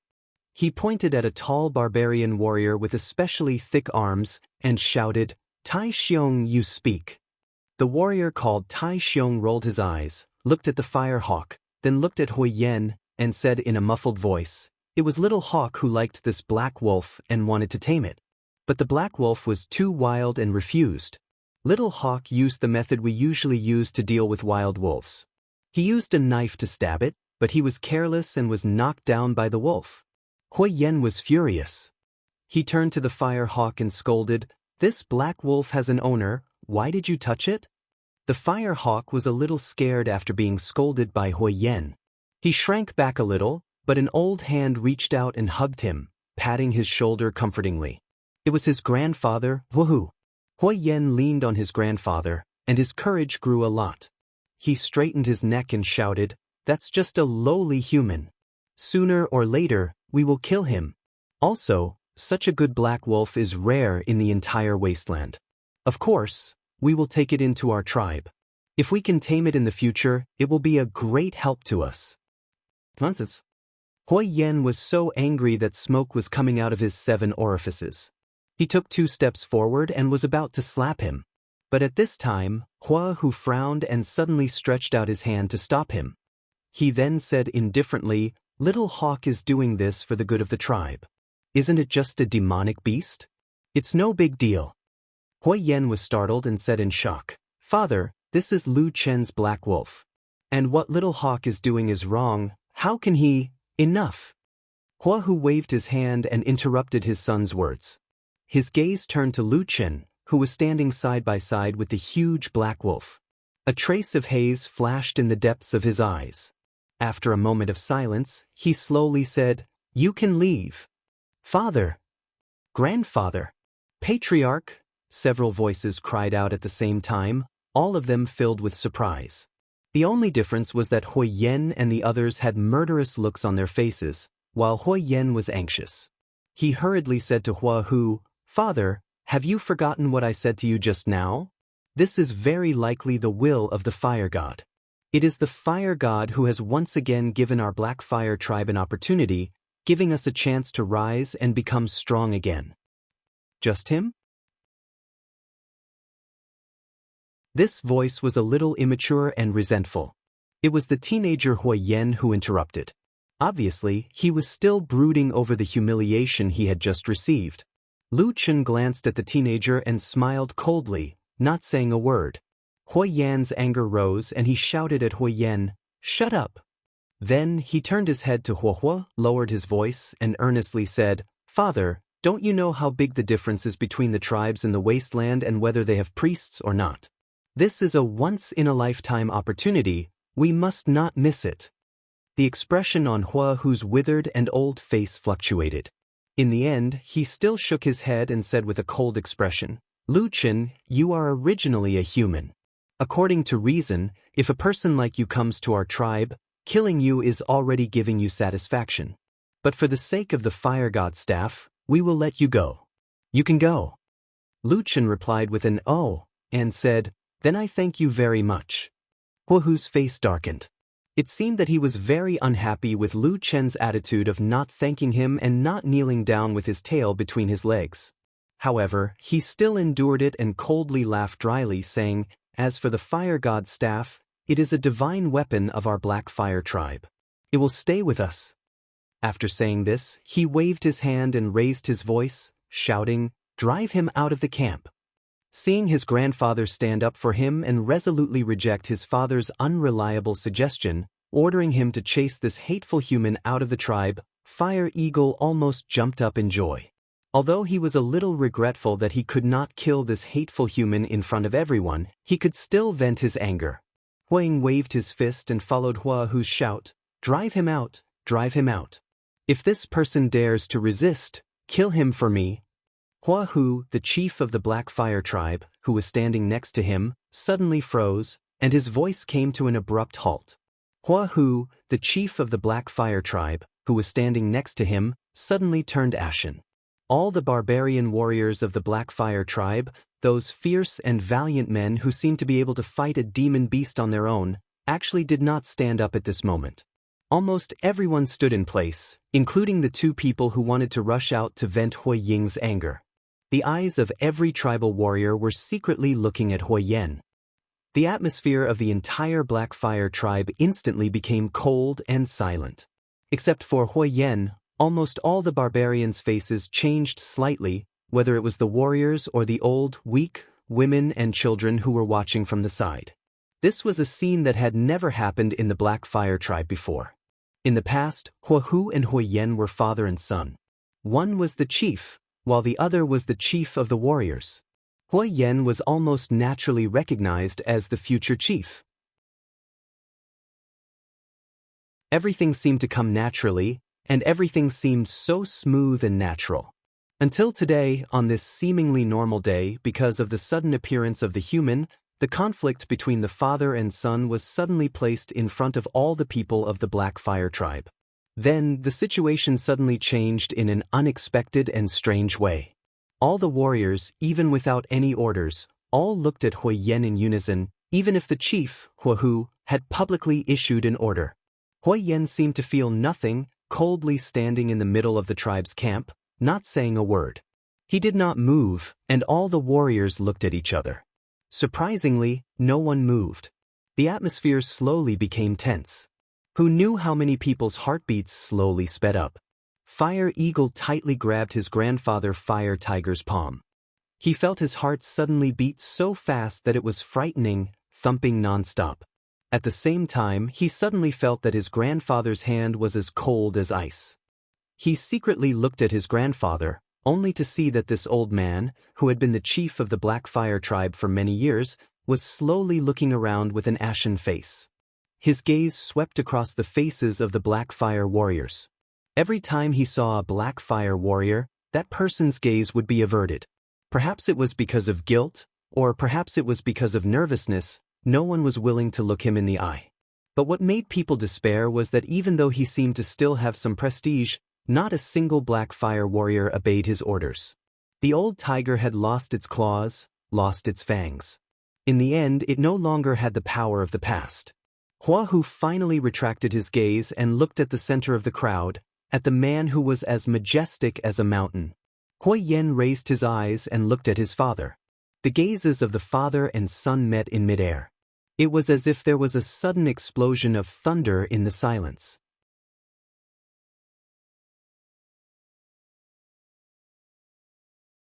Chapter 295. Hui Yan's tall and sturdy body was like a small mountain standing in the middle of the Black Fire tribe. At this moment, countless gazes were fixed on him. Everyone held their breath. Everyone had a feeling that this man's next decision and action might decide the future of the Black Fire tribe. This was a sudden situation that no one had expected. Hui Yan's uncharacteristic silence also intensified the tense atmosphere. Father and son, the old chief and the young chief, seemed to be confronting each other. After an unknown amount of time, Hui Yan's body suddenly moved.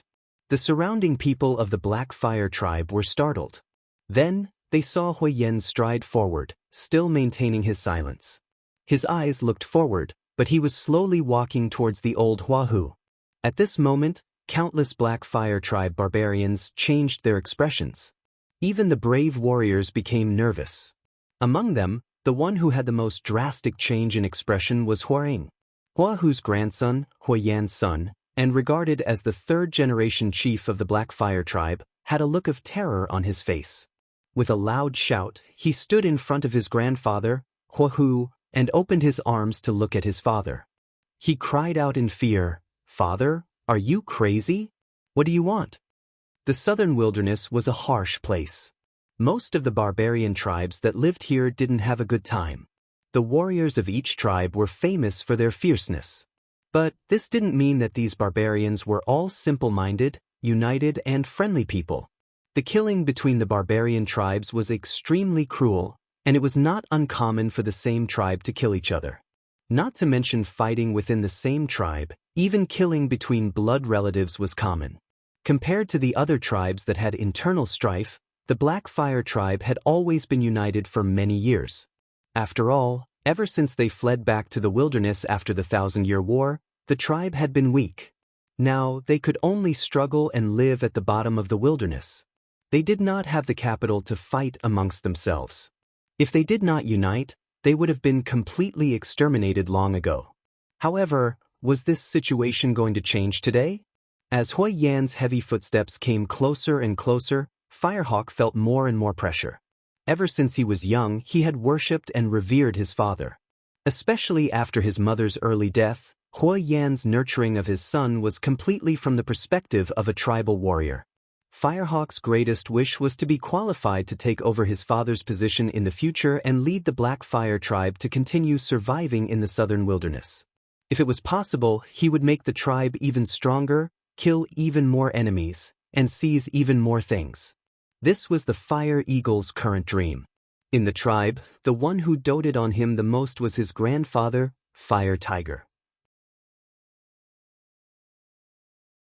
Firehawk had never thought that one day his grandfather, who doted on him the most, might actually have a conflict with the father he respected the most. He stood in front of his grandfather in a daze, not knowing what to do. He looked at the tall figure of his father who was already standing in front of him in horror. His body began to tremble slightly, but even now, he still had no intention of leaving. The young man clenched his teeth and gasped for breath. He forced himself to stand between the two closest relatives in the world and opened his arms, wanting to stop them from really starting a conflict. Hui Yan's gaze left his father Fire Tiger's face and lowered his head to look at his son. The young man's face was very much like his own, stubbornness with a hint of fierceness and a hint of pleading in his eyes. With an expressionless face, he stretched out his hand and with a "pa" sound, Firehawk cried out in fear and staggered to the side. In the next moment, there was finally no more obstruction between Hui Yan and Fire Tiger. The two generations of Black Fire tribe chiefs finally stood face to face. The Black Fire tribe was deathly silent, as if even the drop of a needle could be heard. Unlike the faintly frightened expressions of the surrounding Black Fire tribe barbarians, including his grandson Fire Eagle, the old Fire Tiger, although his expression was stern from beginning to end, did not show the slightest hint of fear. On the contrary, as he looked at this tall and burly son who was slowly approaching him, a strange light quietly flashed across the depths of his eyes. Perhaps it was because he was too old and had experienced too much, but this old man had long seen through everything. He had let go of life and death, so he was no longer afraid. Or perhaps he was just a simple barbarian, simple and pure. Thus, everyone heard Fire Tiger speak first. He asked Hui Yan, "What do you want?" Hui Yan looked straight into his father's eyes. At that moment, his heart seemed to suddenly throb. Many years ago, when he was also a young man, he looked up to his father just like Fire Eagle did now. Perhaps even his childhood wish was exactly the same. But who could imagine what would happen many years later? Even barbarians could not predict their lives. Huiyan lowered his head slightly.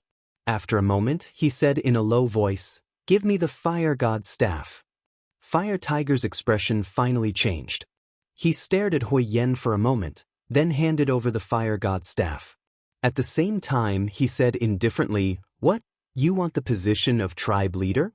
In the barbarian tribe, other than the priest who was known as the soul of the tribe, or the higher-ranking shaman, the most important people in the tribe were usually the tribe leader and the chief.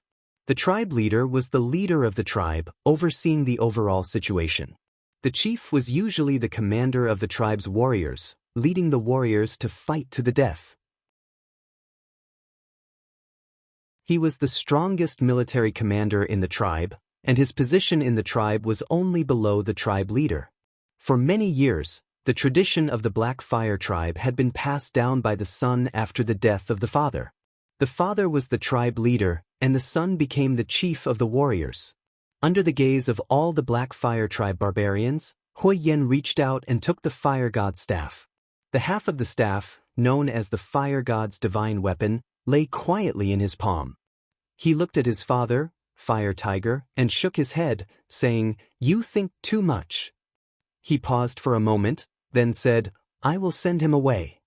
After saying these two sentences, the tall and majestic barbarian turned around and strode in front of Lu Chen, saying, "Let's go." Lu Chen had seen everything that had happened between the father and son. At this moment, he could not understand what Huiyan was thinking.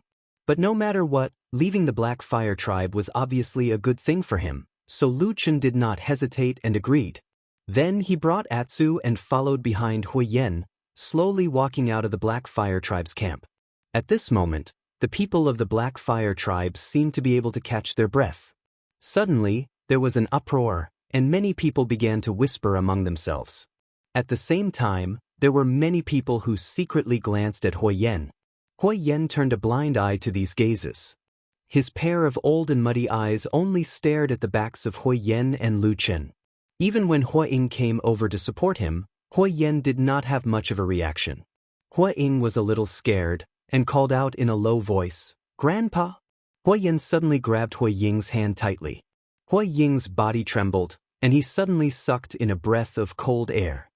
He suddenly realized that this seemingly old grandfather of his was shockingly strong. And just as he was shocked, he heard a low and hoarse voice. It was Huiyan, using a voice that only he could hear, saying, "Follow him and watch carefully. Don't let your father leave."